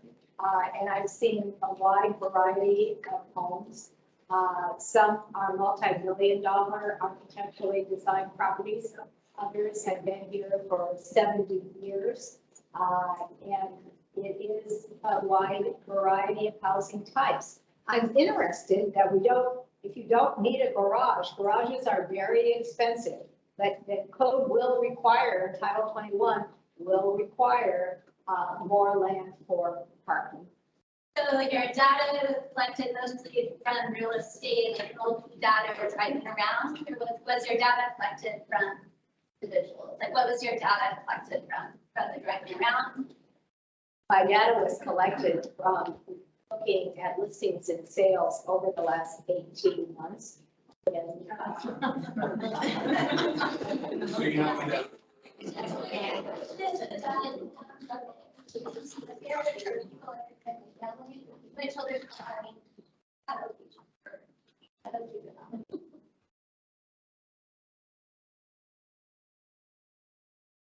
So you have to do it. Right? You have no doubt. Could you, About any public. sorry, can you put your hand up and ask a question later then? My name is Glenn Timmon. You have no data about public, concerns or public requests, comments. From June of last year till the end of December, I attended every GBOS meeting, every land use committee meeting that there was. And I have two. And they were all Holton Hills based, or they were Can you- normal people speaking. Can you, I just want to remind you, we're trying to run this in an organised way, so hands up, take turns, etc. And also you didn't do that, you stood up, just started talking, so if you could, I take your question's been answered. If you could give other people a chance, just sit down for now and put your hand up and we'll come back to you. No. I think the question was, no, sorry, I mean, did you refuse to? About the actual affordable housing? Is there any thought at all put into an affordable housing part? You're not going to take over the meeting and run it just by bullying us. So if you could walk out, spend a couple of minutes outside in the foyer and then come back. Okay? Yeah. You're not going to? Yeah. Okay. I'd like to, Is it not? it's time, it is over. We can answer the question separately. You need to give other people a chance to speak and not try and take over the meeting. Right, I'm going to go to Kelly. You can answer that in a minute. Kelly. I really have one. Kelly. I Okay, if you come up, let people online hear you. You're talking. It's gonna be okay. So that's the microphone right there. Okay.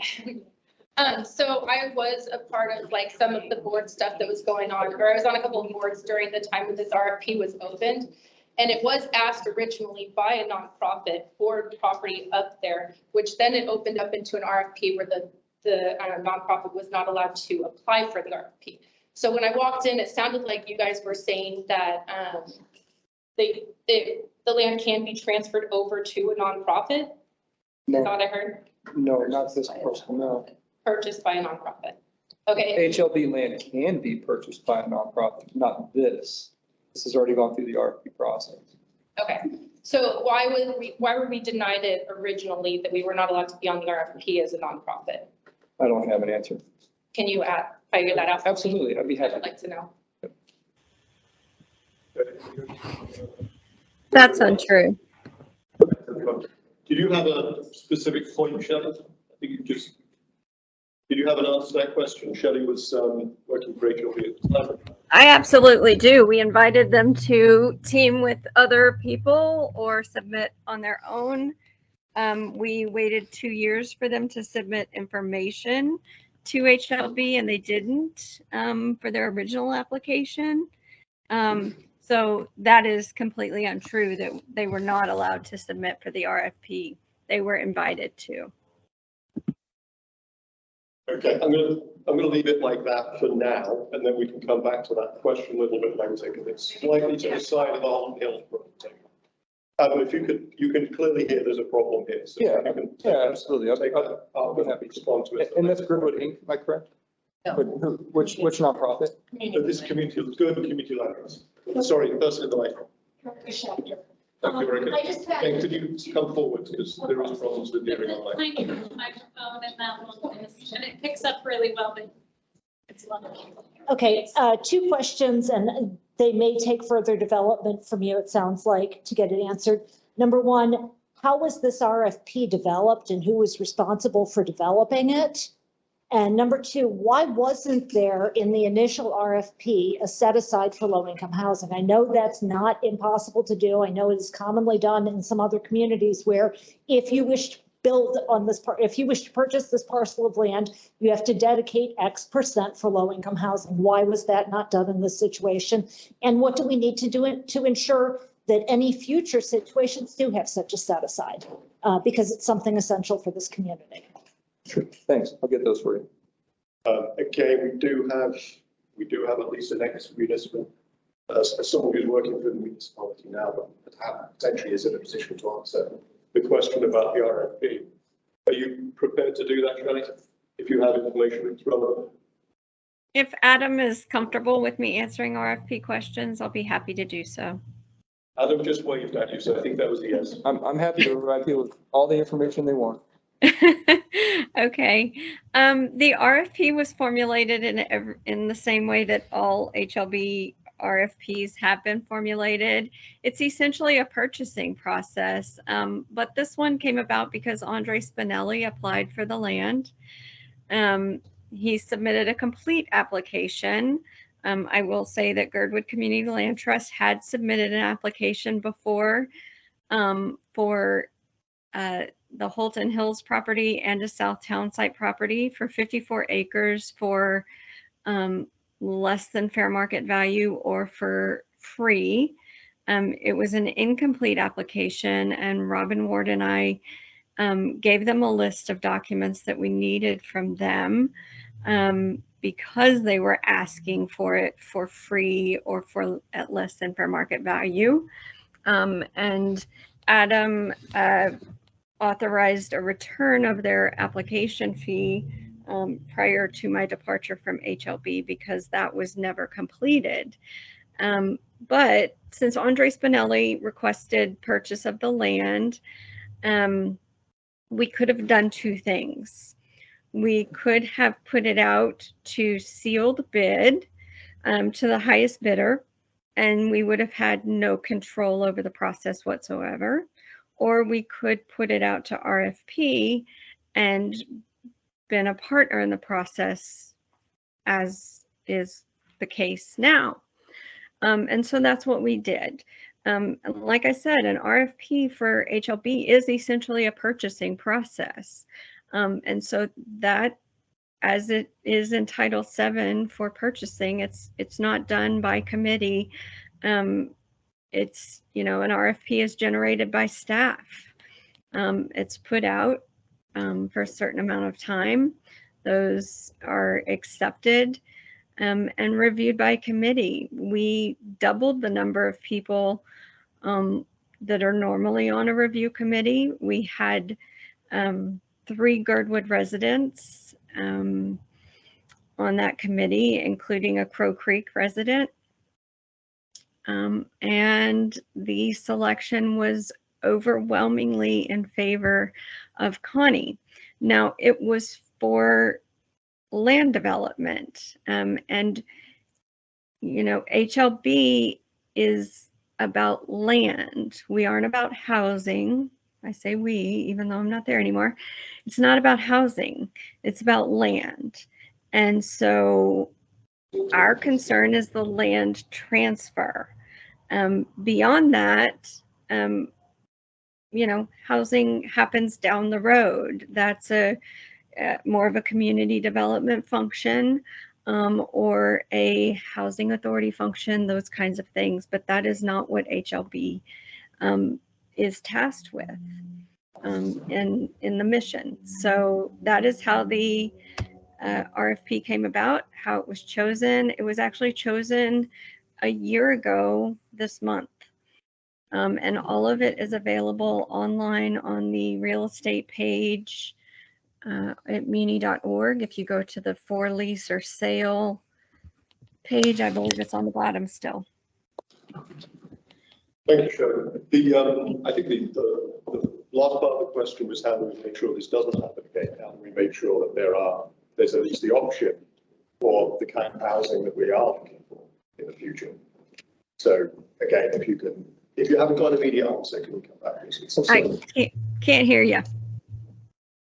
I'll get the answer, Shelley. Okay. So, Patty, do you want to start that? I just want to say more of a statement question, part of asking, and Shelley just confirmed it. And I think the community, the biggest problem is exactly HLB is about land development. They gave no consideration whatsoever how that land development was going to impact this community. And that is why we're seeing so much pushback at it. Something needs to be done to address the community needs. I get it. If we were a healthy community already and our businesses weren't being gutted out, Connie, what you're doing would be wonderful, but that's not the case. And it was released, HLB, there was never anything done prior. Shelley just confirmed it to figure out what this community needed first. So just say your name for the record.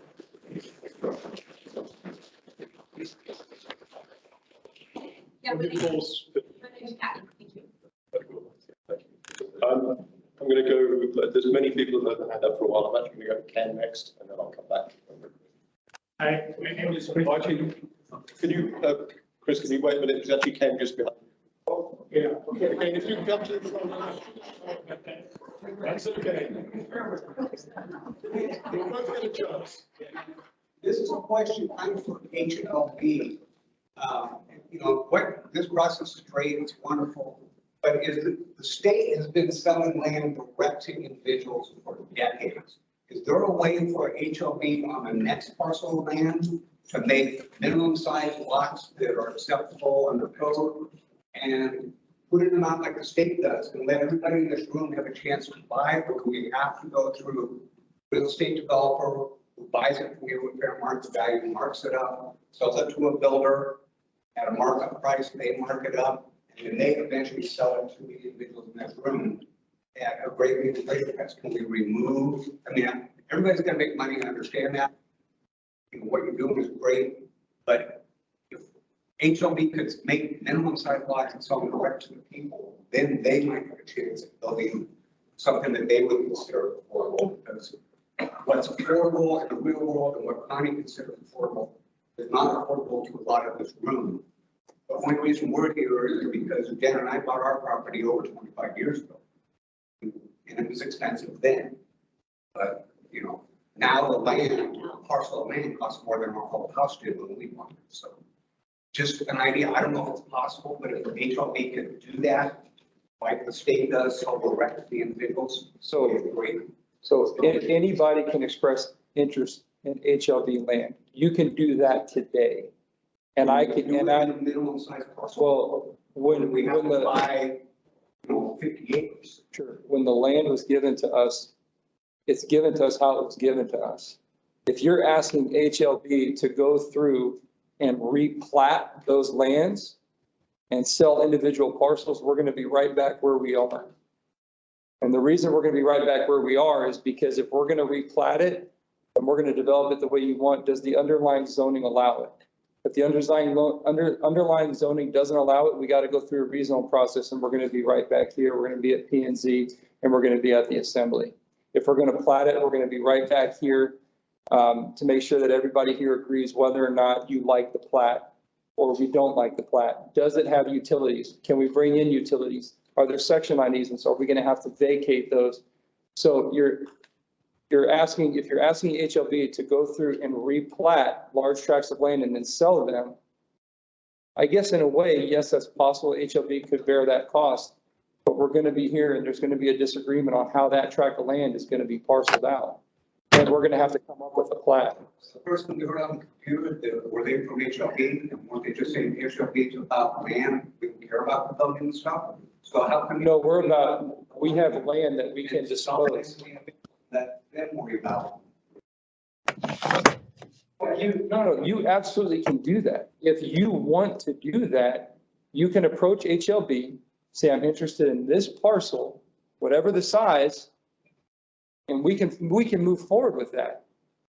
My point is, though, is that just understand is that what's available is available. HLB is not going to go through and probably replat that out, or we could, but again, we're going to be back right here. Who's going to pay for the wetlands delineation?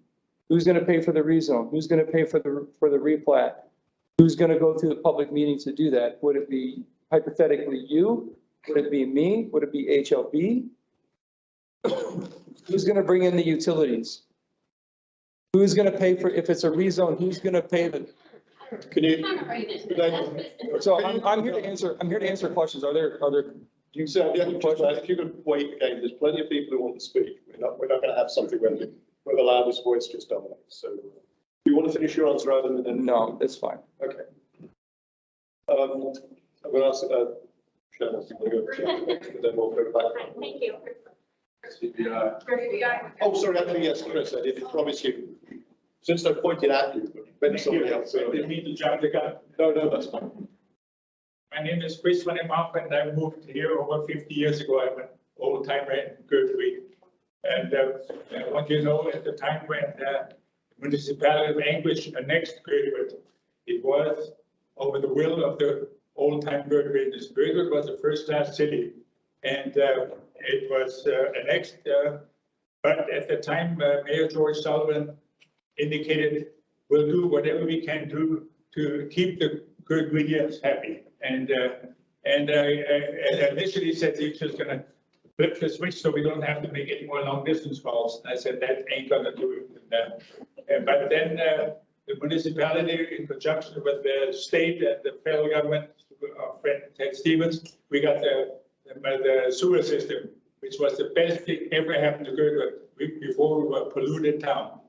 And so I just want to let you know we have made progress. On the other hand, the amount of land that the Heritage Land Bank at that time inherited from the city of Gerdwood was tremendous.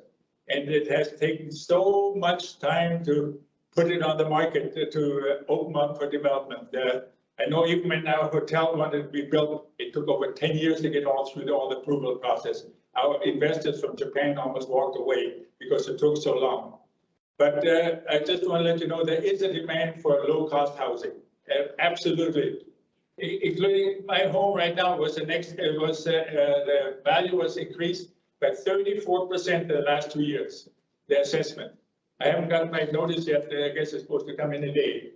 But so it makes it even for old timers. If you don't have a decent amount of income, retirement income, makes it more expensive. Much less for the poor.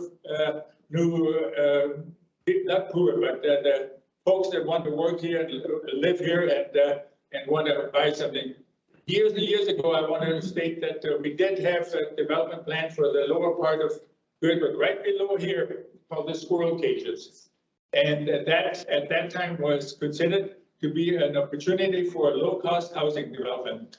And I've written to the Heritage Land Bank some time ago, based on the recommendation of Lynn Duran and to Randy Salter, and I said, let's look at that again. At that time, they said, well, maybe that can be developed because it's in the floodplain. That could be very much mitigated with proper rocks and so on. Nothing ever happened out of it. I do have some concern the mixed development of low cost and high cost or market value development at Holton Hills. But I do feel there is some other land that could be made available and that could be developed for low cost housing that would enable more and more people to move in here that could afford that for the real estate and to build something. So I just hope you take a good hard look, not only at the Holton Hills development, but maybe at another alternative that would open up more land, because you've got lots of land. But I agree, some costs are higher than others. Down here, we have the water and sewer system right towards the treatment plant. That would be a lower cost development cost. Whereas up at Crow Creek, it probably would be much higher. So anyhow, I hope, take a good hard look. I hope the Heritage Land Bank and the city of Anchorage will make something more available that would support our community. Thank you.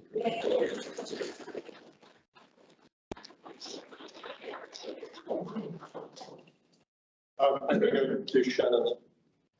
Thank you. I was kind of, Again, if you could just say your name. my name is Shannon. Thank you. You're welcome. I was kind of going to say similar to what Chris said, is that we can't hear you. Sorry, I had a mask on. Hello. Saying to kind of go up with what Chris said, you know, you're coming here and we're saying we have this big issue and you're telling us all the reasons why we can't solve that. And then you're saying, well, you guys need to solve it, but our nonprofit might not be able to afford to develop something, but you're saying, well, then you can't do it. So what if you guys came back to us and said, here's how we solve it. Here's how we can help you solve it, instead of telling us all the reasons why we can't solve it, or why you can't solve it, or why you can't have it. Because why we can't work together, because if we build this development that she is speaking of before we have affordable housing, not at the same time, we're going to have a huge problem. It goes way beyond just people not being able to live here, you know, the fire, et cetera, et cetera. But I don't think that it's fair that the community, which we are a part of, and the real estate person here, you are supposed to help our community thrive, that it's instead being put back on us that come up with a plan, guys, and find some money, and we can't help you. In the next development. Yeah. So I just would like to say, could you please come back and help us? Are you looking for us to, let me vet that out a little bit. Are you looking for us to give you a large tract of land? Are you looking for us to rezone it, to do the wetlands, to do the plating, to bring in the utilities? No, So what they're I'm not. saying is, you have the expertise. I know what you're saying. You have the expertise. I'm saying, what can we do? Okay, so here are the steps that you guys need to do in order to get some land. First, you need to, you know, like, can you help us go through all of these steps as the. I'm sorry, I was under the impression that you guys had put in, but did no one explain? So no one explained why the application wasn't complete. If that's the case, I'm happy. You know, I support that, but I'm saying, again, who cares about all that nitty gritty anymore? Can we just please get some affordable housing here? And can you help us get that? That's what I'm saying, please. Okay. Thank you. Okay. Sorry. Oh, yes, let's ask the round. Yeah, I think probably on there. I'm not going to go to the list immediately because there are other people here who've had their hand up for a long while. Yeah. So I'm going to go to Patty first, and then the gentleman behind there. Then I'm going to go to the list online. Can I ask permission to approach the plat? Yeah, sure. I mean, it'd be good to stand up anyway. Sure. Well, I'd like to point. And if you could also just say your name. My name? Wires. My name is Patty Hamry. Yeah. She's a teacher. She could talk loud. I can talk loud. And so I have a question for my kids. My two children have lived here and their grandfather lived here 45 years and we own land here and are living here. And so my question is really specific. I want three answers or I have three questions. You said you had 40-foot wide lots, right? And I was looking at this building and I was thinking, well, maybe this is about 40 foot wide. And so specifically, I'm asking for my kids because they want to buy land and build a house. Both of them do, separate houses. How wide are these lots? And how much are they going to cost? That's the question. How many square feet are in the lot? And lastly, I just want to have respect for you, Connie, as a realtor. My dad, Stumpy, was a realtor. And so I think this is a process, and I think everybody needs to continue to be respectful. Can you come to this plat and let us know exactly if we've got the right lots that you identified up there? It's kind of hard to lot up here. While they're just doing the card, can you check that it's not reflecting this no audio? Could you just check it online? I'm sure there will be complaints of it. It would be approximately 6,000 to 7,000 square feet. They would be approximately 6,000 to 7,000 square feet. They would be 50 feet wide with 5-foot side yard setbacks. And I can tell you, based on last year's cost, just for the utility extensions and the road, that's water, sewer, gas, and electric, and putting in the road, that cost last year in Sand Hill, good gravel base, was $96,000. That doesn't give you any value for the land. That doesn't give you any margin for profit whatsoever. It's $96,000, and I'd be happy to share all that information with you. And what's, sorry, is that the same size? 50 foot, yeah, 50 foot wide lots. Okay, Yeah. thanks. And so as a follow-up, how much would that lot cost? I said The buyer. The buyer, Which is my son. How much is it going to cost for him to buy that lot? probably somewhere between $140,000 and $150,000.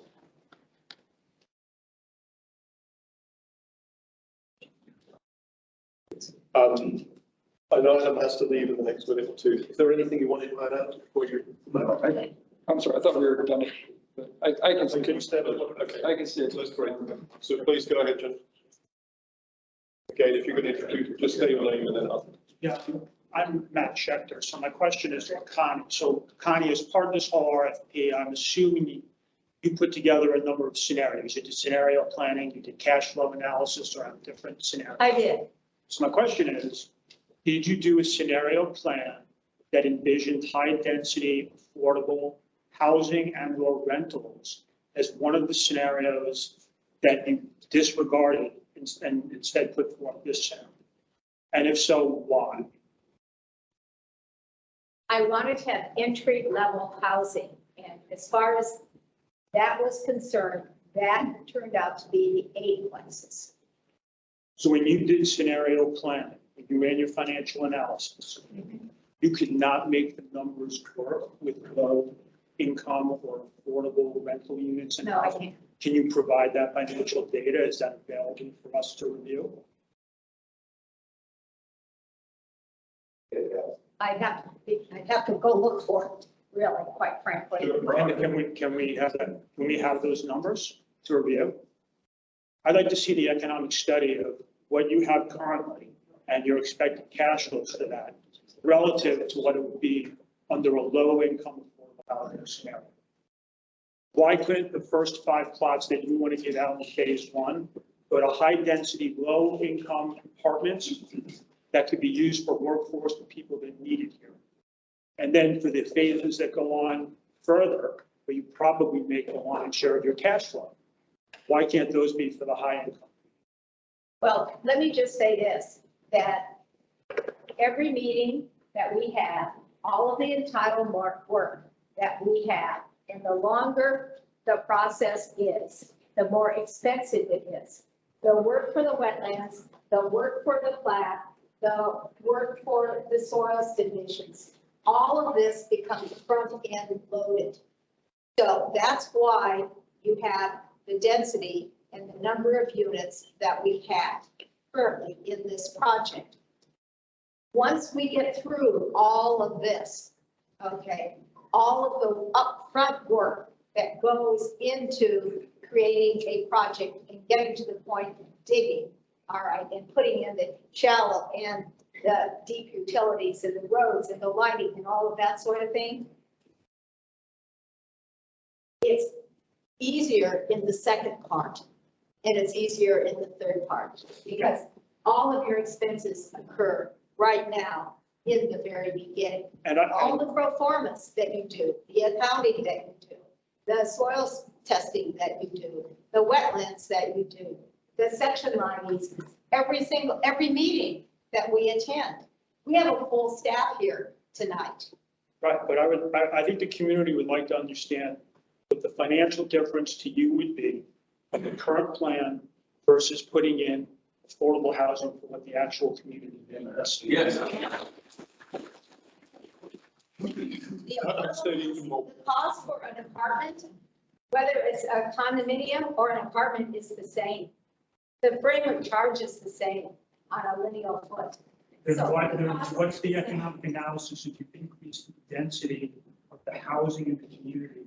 You didn't say it's point. What, you know, is there a win-win here? Such that you can create more density and the community can get more affordable housing.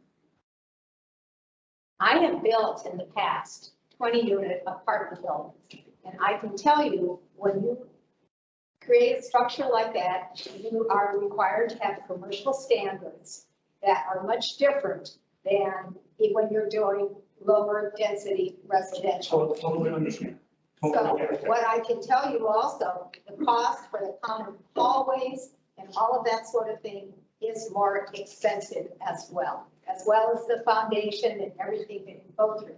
So the reality is, unless that 20-unit apartment is subsidized in some way, all right, it's going to cost exactly the same amount, all right, as what the condominium will cost. And then the rent will have to be accordingly to that. What you're really looking for, in my opinion, and I'm not the person that does that. So I work in the market. There are other entities and that work specifically with HUD and low income housing and have the knowledge and the ability to go out and get grants and to subsidize development. There are lots of nonprofits. So what would the financial impact to you be? Instead of selling five parcels in phase one, what would the economic impact to you be to sell to someone that would be willing to build apartment complexes here? I'm selling the land. You're telling us you're selling for high income housing. No, I'm just selling the land at appraised value. That's all I'm doing, is I'm selling the land at an independent appraised value. So it will have, if it's a tract for 20 units, it will have one value based upon an independent appraiser. If it's for an eightplex, it will have another value based upon an independent appraiser. That's what I do, all right? It doesn't. I think we've got to the end of this particular point. So I said Melissa would be next online, and then we'll go back around. So Melissa, do you want to go ahead? Hi there, how's it going? So glad I'm not there right now. I have more of a comment than a question. I just feel that a lot of the things that have been stated are correct in terms of, you know, Connie being at every meeting and maybe a lot of us not being there, and the gentleman beside her who is speaking about how, like, if we wanted to start this process over to make it a more of a low income housing opportunity, then who's going to pay for this and who's going to pay for that and how could we possibly? It just seems to me that it's not just Connie and it's the other entities. Everybody is going to make a lot of money off of this. And it doesn't seem to me that you're listening. If you've been driving the roads for 18 months and you see the houses that are multi-million and you see the shacks, then why didn't you guys just think, hey, we need more housing for the people who live and work here? Why are you guys making it a $500,000 house when you know it is way easier to get a $300,000 mortgage? And I get the point. I am in construction. I know you blow your wad when you're 40% into it and it doesn't even look like a house yet. But the point is, if you seem to be so connected with the community, then you should have known that we were going to ask for these things. And it seems like you guys have just come to battle. You guys sell land, you're not interested in the next part of it. And, you know, that's going to get bid out to a developer or a nonprofit or maybe not a nonprofit. I'll stop rambling, but I think my point is you knew what we were going to be saying tonight. You were asked for specific documents that nobody has. You were asked for specific dates that nobody has. And it just seems like you're kind of giving us the runaround. And I do appreciate you coming out, but I'm, you know, no disrespect whatsoever. I know that this development is going in no matter what. But the point is, every sous chef, every house cleaner, every person, we can't afford these $500,000 houses that you're providing. So who's going to work here? Thank you for your time. My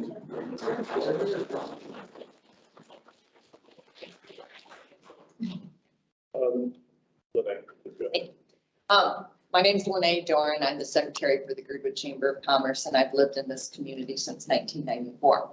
I do appreciate that you are coming to our town and trying to work on a housing project because Gerdwood is in need of housing. Back in December, when we were at one of these Zoom meetings, you had said that this project would not go forward if you didn't have community support. And I think you're seeing right now, there's not the support all the way. We do need the housing, but there's not support for the type of housing that you are proposing. I think we all understand that definitely you are a businesswoman and you need to make money when you put your time into a project. However, with this project and the RFP that went out, there was no gathering of the community to really understand what our needs were before the RFP went out. I think the RFP talked about housing for the community, and perhaps it was written there, but we're not seeing that happen. And I would like to see this project paused before you waste any more money, and that we bring some people to the table with HLB and you to really address this need. As the secretary of the Chamber of Commerce, I hear from so many of our business owners, they are not open as much as they could be open because they don't have the employees to staff them. We have people perhaps online that, and you've read the letters, 100% Gerdwood employees, when they open their doors, they are now 100% Anchorage employees that they are driving down to our town, and they still can't be open at full capacity. Bringing more people to our town is not helping our town because we don't have the people to service them. And so we need to rework this project with an element of community land trust, or if we can qualify to get HUD housing in or Anchorage Neighborhood Works or what have you, to put a chunk of that land so that our businesses don't crumble. And so that people who have lived in this town and been renters for 7 to 10 years won't leave because it is not economically smart to be a renter your entire life. And so this is public land, and the public land belongs to the people, and the people are not. We do want housing, and we do want to work with you to put a chunk of this land into a sector that we can call our own. And so I hope that we'll be reaching out to us to figure out how to encompass that into this project. Well, what I would say is we would be happy to engage in a conversation with you. One of the things that I have suggested to Mike in our conversation is whatever group it is, if there were 5 people that you could select that are business people that we could engage in conversation, we're more than happy to do that. That would be great. Yeah. And with those business people, I want to look at a nonprofit coming in instead of figuring out how a business owner can partner with an employee to buy a house for an employee to live in. But bringing in that nonprofit element to this project. There needs to be, I mean, it's clear that there's this missing piece. It's a big missing piece of a triangle. And that's it. So I know nothing about how to go about doing that. So that is going to be up to you. to figure out how to bring in a nonprofit, how to get a grant writer, because there is millions of dollars out there in various entities and in various pots, both privately and publicly governmental. But someone has to reach out and create all that and create that grant application. So it can housing, neighbor works, all sorts of entities, whatever one that you want. We're happy to sit down. I'm sure Adam's shaking his head as well. We're happy to sit down. We want to listen to you. If it's possible, we'll take a look at it. That's awesome, and I want us to make that happen, to make this a success for our community. Thank you. What we want to do is try and wrap this up in about the next 20 minutes. We've got a couple of other things to follow up on. So I'm going to try and do a quick look around the room who has not spoken yet, not asked a question. I'm Betsy Cadell, and I have probably a couple more statements rather than questions. One is that I'm not exactly sure what the usual public involvement is before the RFP goes out for bid, but whatever happened in that part right there, I think something got dropped. There was no community involvement before the RFP went out. No town hall like this. So the RFP went out, it got chosen.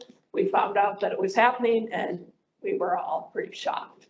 So I don't know if that's part of the standard procedure for before an RFP goes out to bid, but in a situation like this, if it didn't happen, you drop the ball. One little fussy thing for me, if you have all these maps that you provide us, if you could put landmarks for Crow Creek Road, like this is where the Muskie is, this is where the bus turnaround is, it helps to figure out where things are located. And the last comment is there was a woman here last night at the land use committee meeting. She works in town here in tourism, 40 hours a week. She rents at Creekside, which is one of the more lower cost places to rent in this town, and she uses 56% of her income to be able to live here. So we're looking at 56% of your 40 hours a week income versus a $500,000 place. Question? Again, if you could come to the front and say your name, make sure people online can hear you. My name's Renee McFarland, and I think everybody's brought up really great points about the problems with affordable housing. And this isn't going to fix that, but there's things you can do within that to ensure it doesn't get worse. And what I've heard you talk about tonight is that you have these desires and this intent, but there's nothing concrete that ensures that these luxury homes and all these condos don't become additional Airbnbs and VRBOs. And what I worry about is that when you need to sell your land, that gets thrown away and you go to the bidder. And I think that to the extent this does go forward, while everybody works to do everything else, and ensuring that it doesn't compound the problem even more is really important, and doing what you can through deep restrictions that are real and require that people come to the community and live in the community, that is something you actually do and not just hope happens. That's what I'm hearing.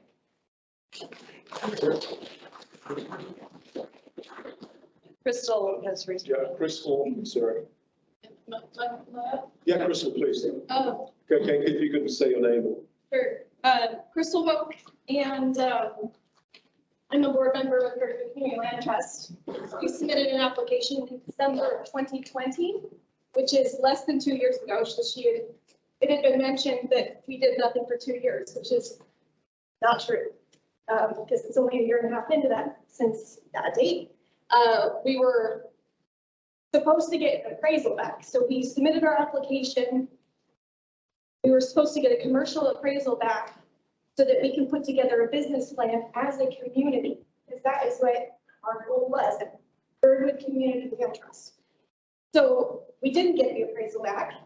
Instead, the now 2 months later, turn in their application. And then we found out that it's going to go to RFP.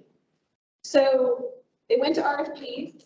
We had asked to work with Connie. We had asked to work with Andre. He said, we need affordable housing as part of whatever is going to happen here. What can you, will you partner with us? Neither of the entities would partner with us. That's the truth. So I'm just going to, and when Connie, and I respect you, Connie, which is why I had many conversations with you. We did work sessions over the RFPs. We talked about the fact that Gerdwood's not going to like fences. You're not going to like trees being cut down. You know, we were wanting it to be the best that it could be because this is our community, right? So we wanted them to have the information that we knew. When it comes to this was a market rate project. I'm going to read directly from the RFP. It says, provide project details, a conceptual access and circulation plan that describe the project's compatibility to the area and adjacent uses. Clearly detail and define the project, including number of both rentals or ownership, residential units, note any specific intended user for the product, affordable or senior housing, market rate housing, workforce housing, multi-generational housing, etc. So that is, the RFP went out with that information. And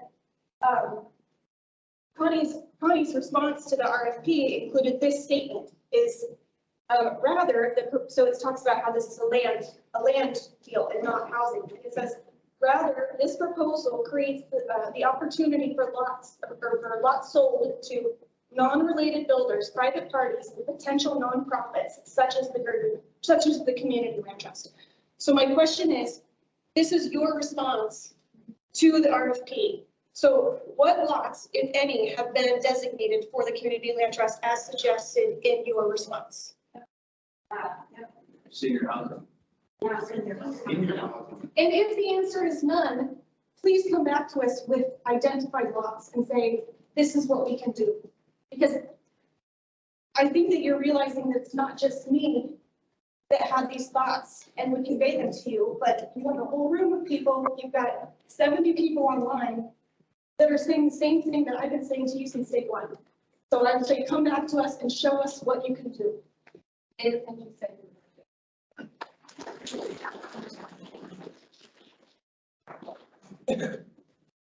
Well, Adam and I will certainly say, I am a partner with Heritage Land Bank. Tell you that my obligation to sell these lots at fair market value. So a subsidy of some sort. And The RFP says that it needs to have affordable housing, and we need to meet that. You're we're not just shouting from the audience. If you've got specific questions. I think the question is HLB represents the municipality and, you know, HLB owns the land. That includes us as a community. So what role will HLB have in achieving the things we're dreaming of? Guys, shut up. We're trying to have respect, honestly. That's fine. It's fine. We'll get back to you. How about that? It's not really possible to have a conversation. It's not really possible to have a conversation right now. So I'd be happy to have a conversation with you later on. So this isn't going to be popular. Okay, if you could. I did not expect. Sorry, if you can say the name, come to the front, please. Sorry, front, please. I'm a housing advocate. I'm also a lawyer here in English. And this is a little bit shocking to me to come into a room and see this is the type of density, like this is the type of housing that housing advocates advocate for.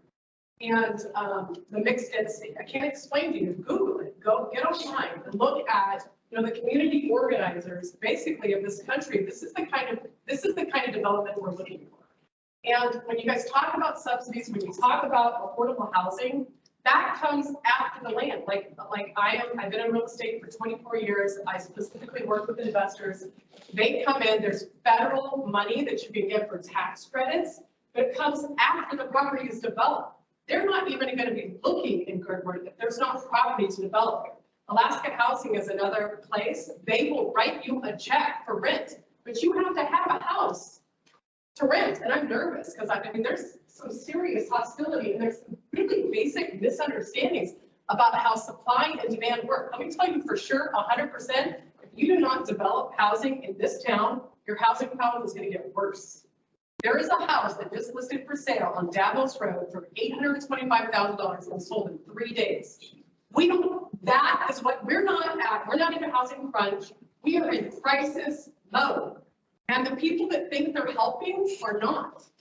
That's what's happening. And so by denying housing development, you're denying your neighbors housing. That's what's happening. And I'll give you an example about affordable housing. So I work for Connie's primary competitor, okay? And I'm nervous. I'm not a public speaker. But we can't build a condo, a 1,400 square foot condo in Spinard for under $400,000. That's not how affordable housing works. It works like this. I bought my first house for $60,000, okay? I moved up as I got married, as I got a job. I bought a house for $250,000. Guess what happened to the house that was $60,000 that I moved out of? Someone bought it. It's an affordable house. I live on Davos Road, and my neighbor right now who lives on Davos is trying to find another house. Can't find it in Gerdwood because you can't buy a house in Gerdwood unless you're a bazillionaire. Like, that's how I feel. And by fighting against this development of the creation of housing, which if anybody knows anything about supply and demand, you have to create units to alleviate housing crisis. And I shouldn't have said anything because I'm afraid of even walking out of this door because of the hostility here. But what you are doing is you're denying your neighbors, the people that work in these restaurants, housing, something you already have. I just want you to think about that. And so my neighbor on Fernie Loop, they want to move up in housing. And so when they move out of that house, that will be a house that should be affordable. And if we can create enough supply, that's what will happen to prices. I don't think you guys understand what's going on in Gerdwood. Your neighbors are not buying houses. I live here too. When's the last time someone bought a house here? How much did you pay for it? How much did you pay for the house? How much did you pay for it? $1 million? No. $300,000. Well, how much did you buy land for? I bought it for a long time. Okay, the last lot that sold in here was on Alpena, and it was $425,000 for a 13,000 square foot lot. That's what's happening in this town. It's not going to get better until you create units. It's, I think there's an acre of land in Upper Creek, it's 150,000. Well, that's okay. I'm So talking that's about. what, yeah, I'm saying even without a service. Yes, and honestly, when you say $145,000 for these lots, that's what people are paying in Anchorage. But so you don't create affordable housing unless there's another investor that's involved with federal tax credits. So you have another layer of profit, basically, but you have to have the land to do it. And I don't know, sorry, I'm nervous. But that's what we're saying. So she's the developer. We want to bring a third party in because we want. But that's not how it works. We're not against the development. That's why. Let's not have a conversation. Yeah, Just finish. Yeah, I just want to finish the question. Yeah, I have a question. So what is the land, what is your primary function? Isn't it to raise money for the city of Anchorage for the land? I guess that's my question. And then you increase the tax rate base. Isn't that the entire point of the Heritage Land Bank? Heritage Land Bank, when HLB property is sold, it stays within HLB. It doesn't go into the general fund for the assembly to spend. So it stays within HLB for further land development. Whether that's adding water and sewer to a new lot, whether that's allowing easements, there's a whole host of things. Okay, so the question is, if somebody. But to answer your follow, no, that's fine. But you're right. But ultimately is to expand the tax base. Yes, and so if you sell something at a discount for somebody, who loses?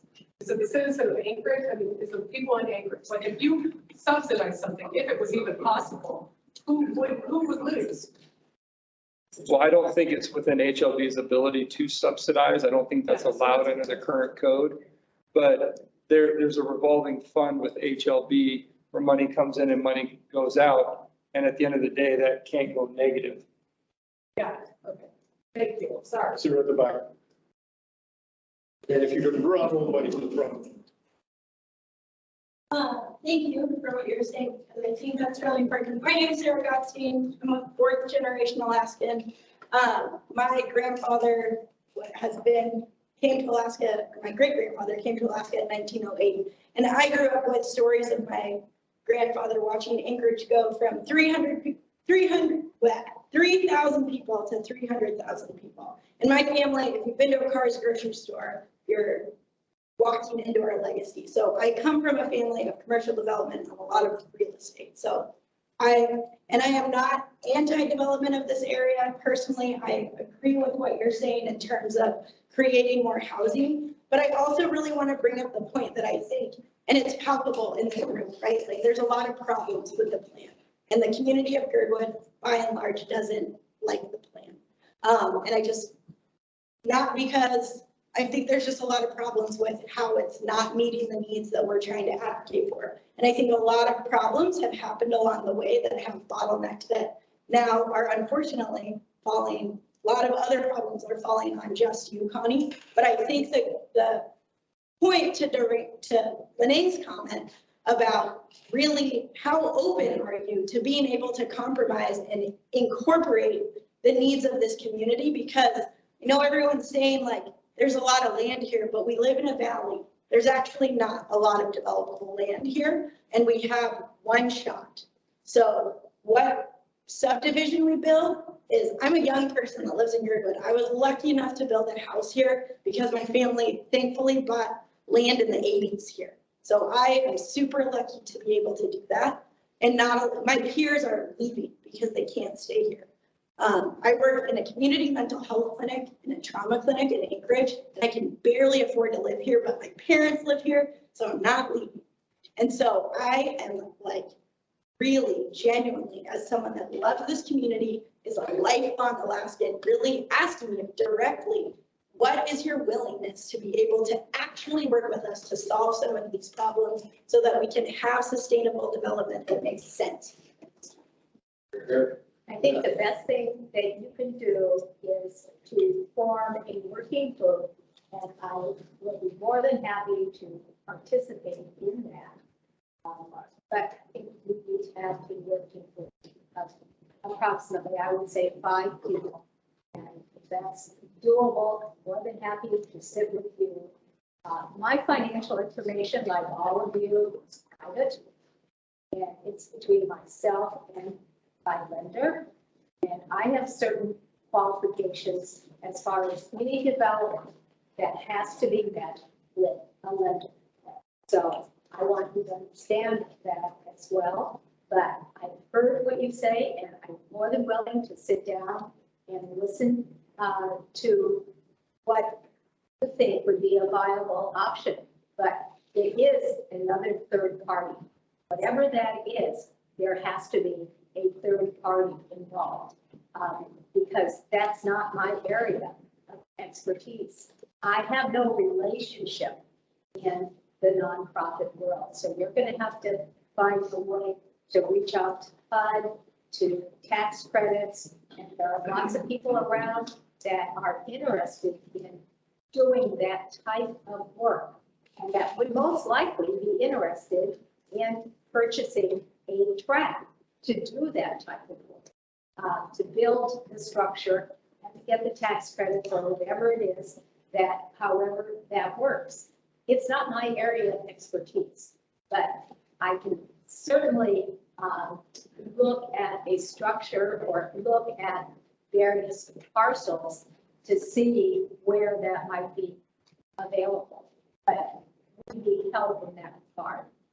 Did you have a specific? Yeah, sorry, I'm Can I ask just a question? like nervous and kind of strapped. So I think affordable housing is like obviously one of those big issues, but there's a myriad of issues, I think, that our community has with the plan. So I think that that is one, and I really appreciate your openness to working on that. But then I think that there are other issues, whether it's short-term rentals. I think also like the aesthetic of your projects and the things that maybe fit. I think there's the wetland issues. I think there's a myriad of issues that have not been ironed out in a way that feel smooth and a part of our community in a way that people feel like, yeah, like we all want more housing. I think there's like a majority of people that want to meet those needs, but it's the way in which it happens. So yes, affordable housing is one of those things, but my request for the openness, or my question around the openness, is also encompassing more of the issues that I think we're finding.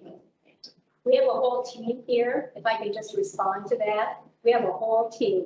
We have Laquita, who hasn't really had a chance to speak yet. She was at the meeting last week.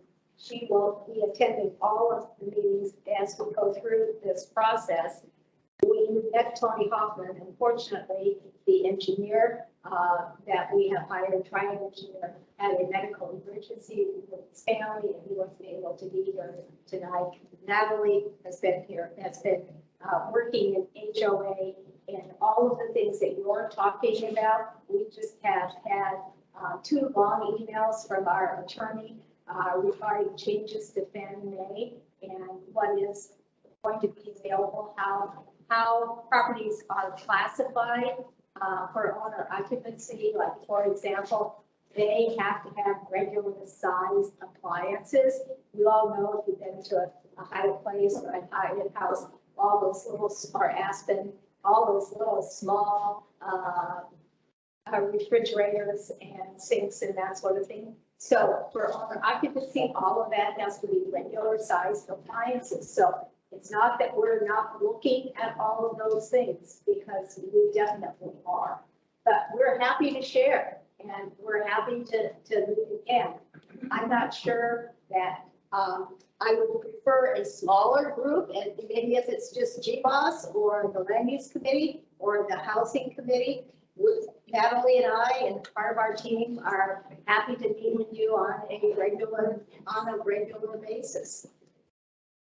My question goes exactly to that. What is the protocol for selecting these people? We haven't made any decisions, so we'll be probably discussing that. I'm aware that we tried to get to the list of 8:30. We're right about that now. I think I saw 2 hands up earlier.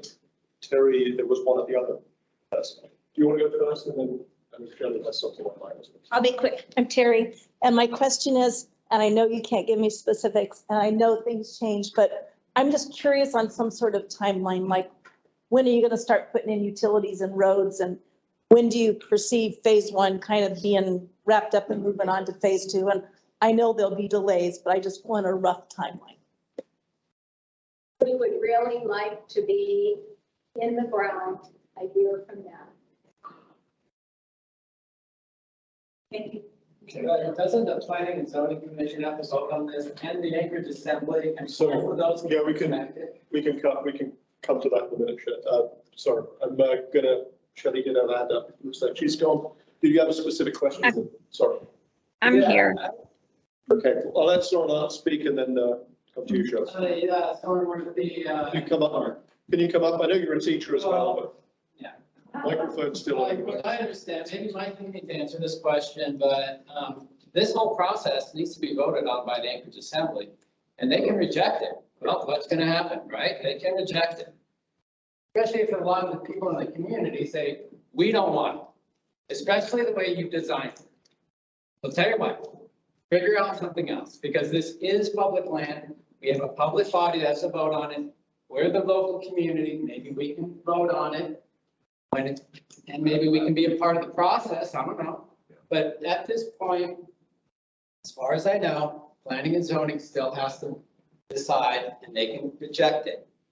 Anchorage Assembly has to decide, they can reject it, and it goes before GBOS, and then that's my question. Yeah, so when it comes to, there's several things going on. One of them is time disposal, and we already discussed that a little bit. At some point in the future, that has to be passed by the Assembly. We will obviously be one of the, that has to go through a public process. That will include discussions within the community. We will kind of come up with a decision and make a recommendation, an advisory recommendation to the Assembly. There's other things that also have to go through planning. There are things that have to go through planning. So there's multiple different public processes. I don't think we're not going to have a chance to go through that tonight. But there are many public processes up in front. I think one of the concerns I'm hearing is, I heard as a concern to me, is that a lot of the work is going to get done, a lot of money is going to get spent before it comes in front of the Assembly to the time disposal. And I think I have some concerns about that, which I will express in the future. So the timing of it isn't entirely clear. I don't think anybody is entirely clear.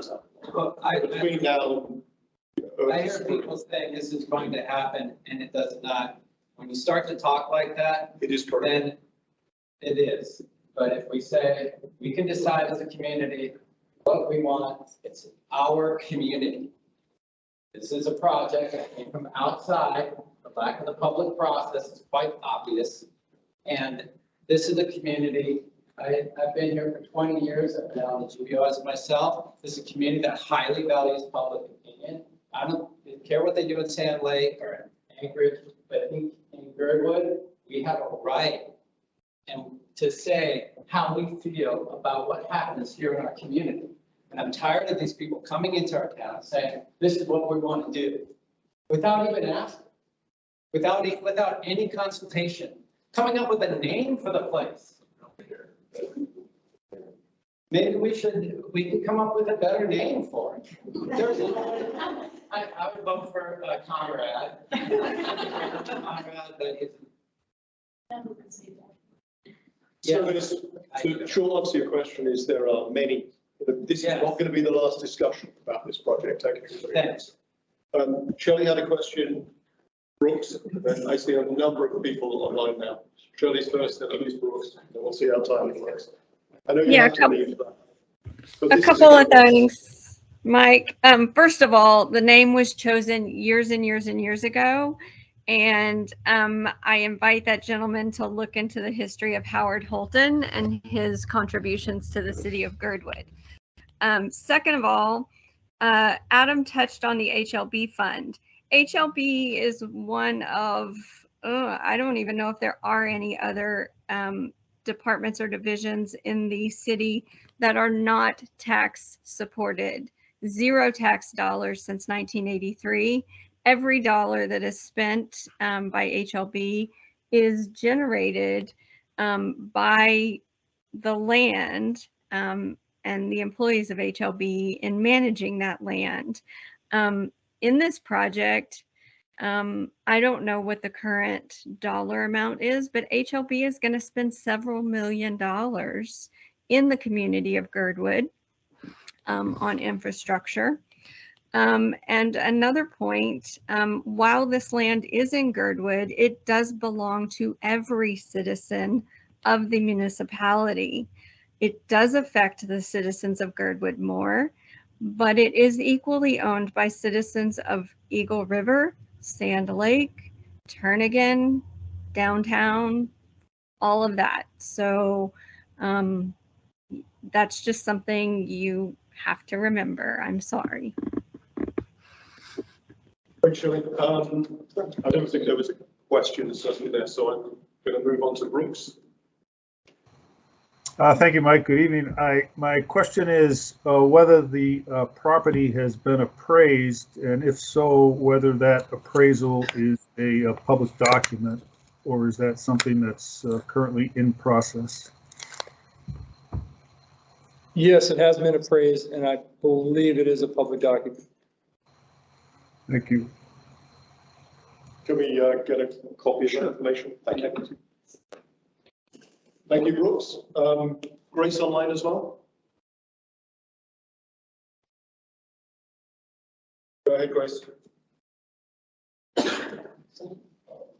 Grace Pleasant. My family's owned property in Gerdwood since the late 60s, and I've been an active property owner in Gerdwood for well over 22 years. I'm also a commercial property developer.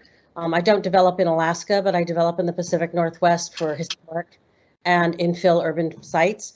And I'm currently in an RFP process at the moment with my company for a 7-acre parcel in a community in the Pacific Northwest.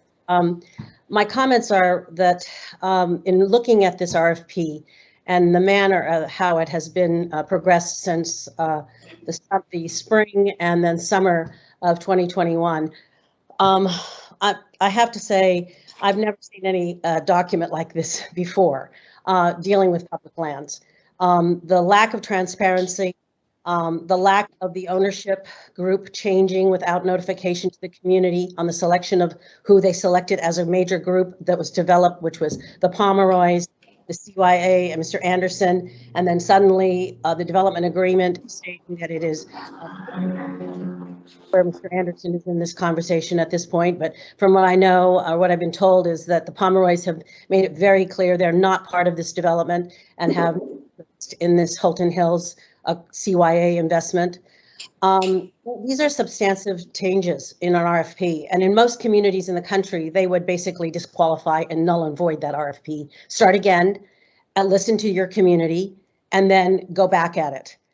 It is absolutely important that this 200 plus acres or 150 plus acres, that is a transformative project in our community. It will have a legacy development in Gerdwood for at least 100 years, if not more.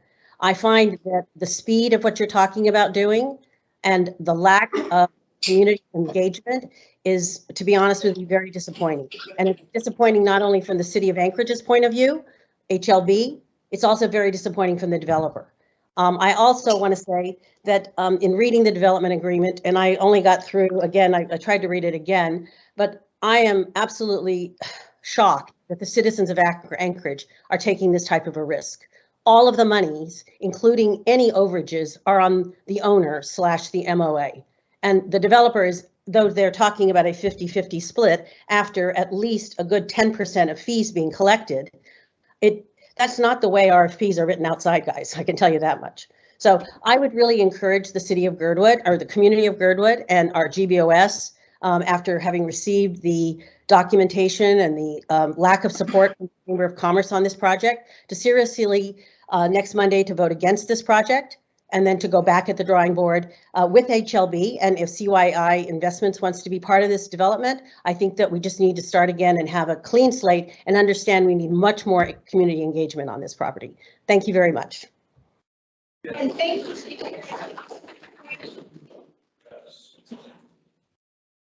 Okay, thanks. I think we're at the end of this phase. Actually, I will ask just Carolina, I know you earlier had a couple of other questions. You still have your hand up to ask something? Hopefully I pronounced it correctly this time, Carolina. Oh, thank you so much. Oh, I'm so sorry about that. Yes, I do have actually one final question, and I was wondering, I was trying to also read the RFP, and I want to just take a second to like echo what the previous person before me said. I read a lot of these documents, and I'm having a lot of trouble with this particular one. The structure and the information provided is very, yeah, it's a little bit alarming, to be honest with you all.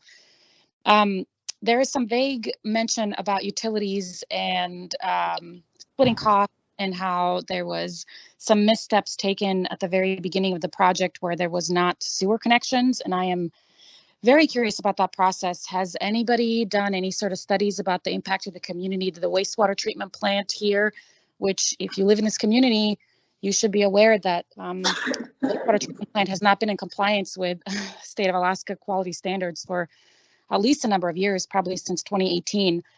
This is also publicly available through the EPA website, in case you're curious about this. But I'm wondering if the developers have any sort of plan to, in the millions of dollars that you plan to spend on this development, are you thinking about the impacts to our structure here in terms of waste management? Like, do you have plans to improve the utilities, plans to improve our wastewater treatment plant, our drinking water plant? Like, what are the long-term developments to our utilities before you put a bunch of houses here? And that is my question. Thank you for the question. We have begun discussions with AWWU, as you know, took over the private utilities here in Gerdwood several years ago.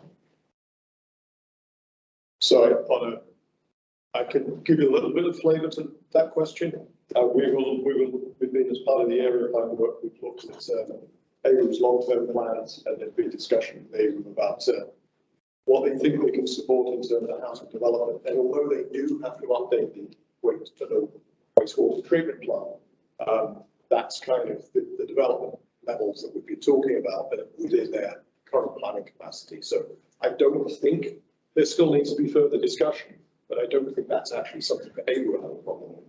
But they will confirm that. I think we've got to the end of the, oh, sorry, one last hand. You are going to have the last word. Oh, you can't say no to Nico. I can't say no. If you just come to the front and introduce yourself. Nico Rains. I serve as a pastor with the good folks at Gerdwood Chapel. We host our community food pantry, community garden, and I do a lot of emergency assistance in town as well. So I get to work with about 150 people every single month who come to the food pantry, including sous chefs and including school employees. And I'm not going to take a lot of time. I could stand up there and preach to y'all, but I'm not going to. Adam, you said that Title 21 defines affordable housing for the MOA, is that correct? Yes, it does. Can you tell us what that definition is? Because I'm only familiar with the HUD definition, and I have read the 82 pages, and I think I missed it in Title 21. So it's in 21-15-040. Okay, thank you. And it says affordable housing. So housing that has a sales price or rental amount that is within the means of a household with a low or moderate income as defined by the federal code.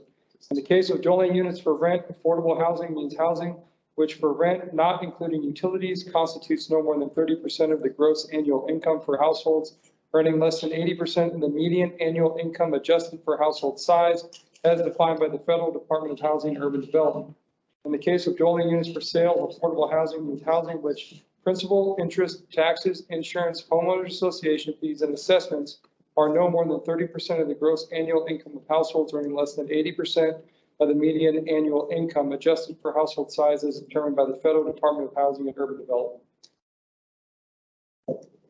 And there's only one number for Anchorage. While there are numbers which are provided.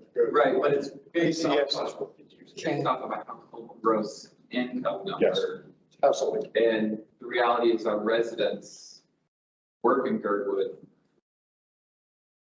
30% of their gross income is nowhere near a mortgage on a $500,000 property.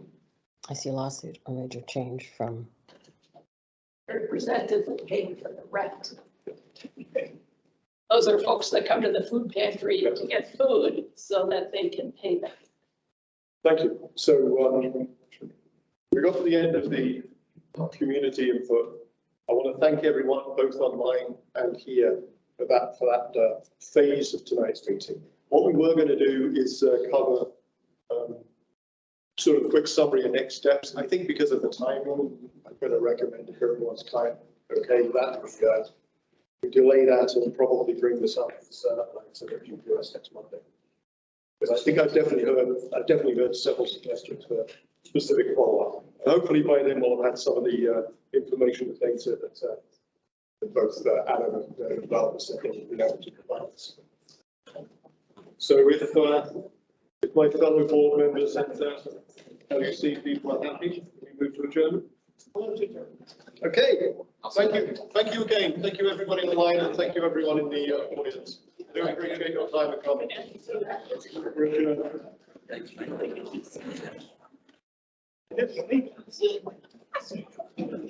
I know, we haven't, yeah.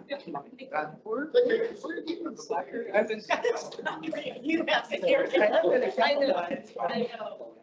I know.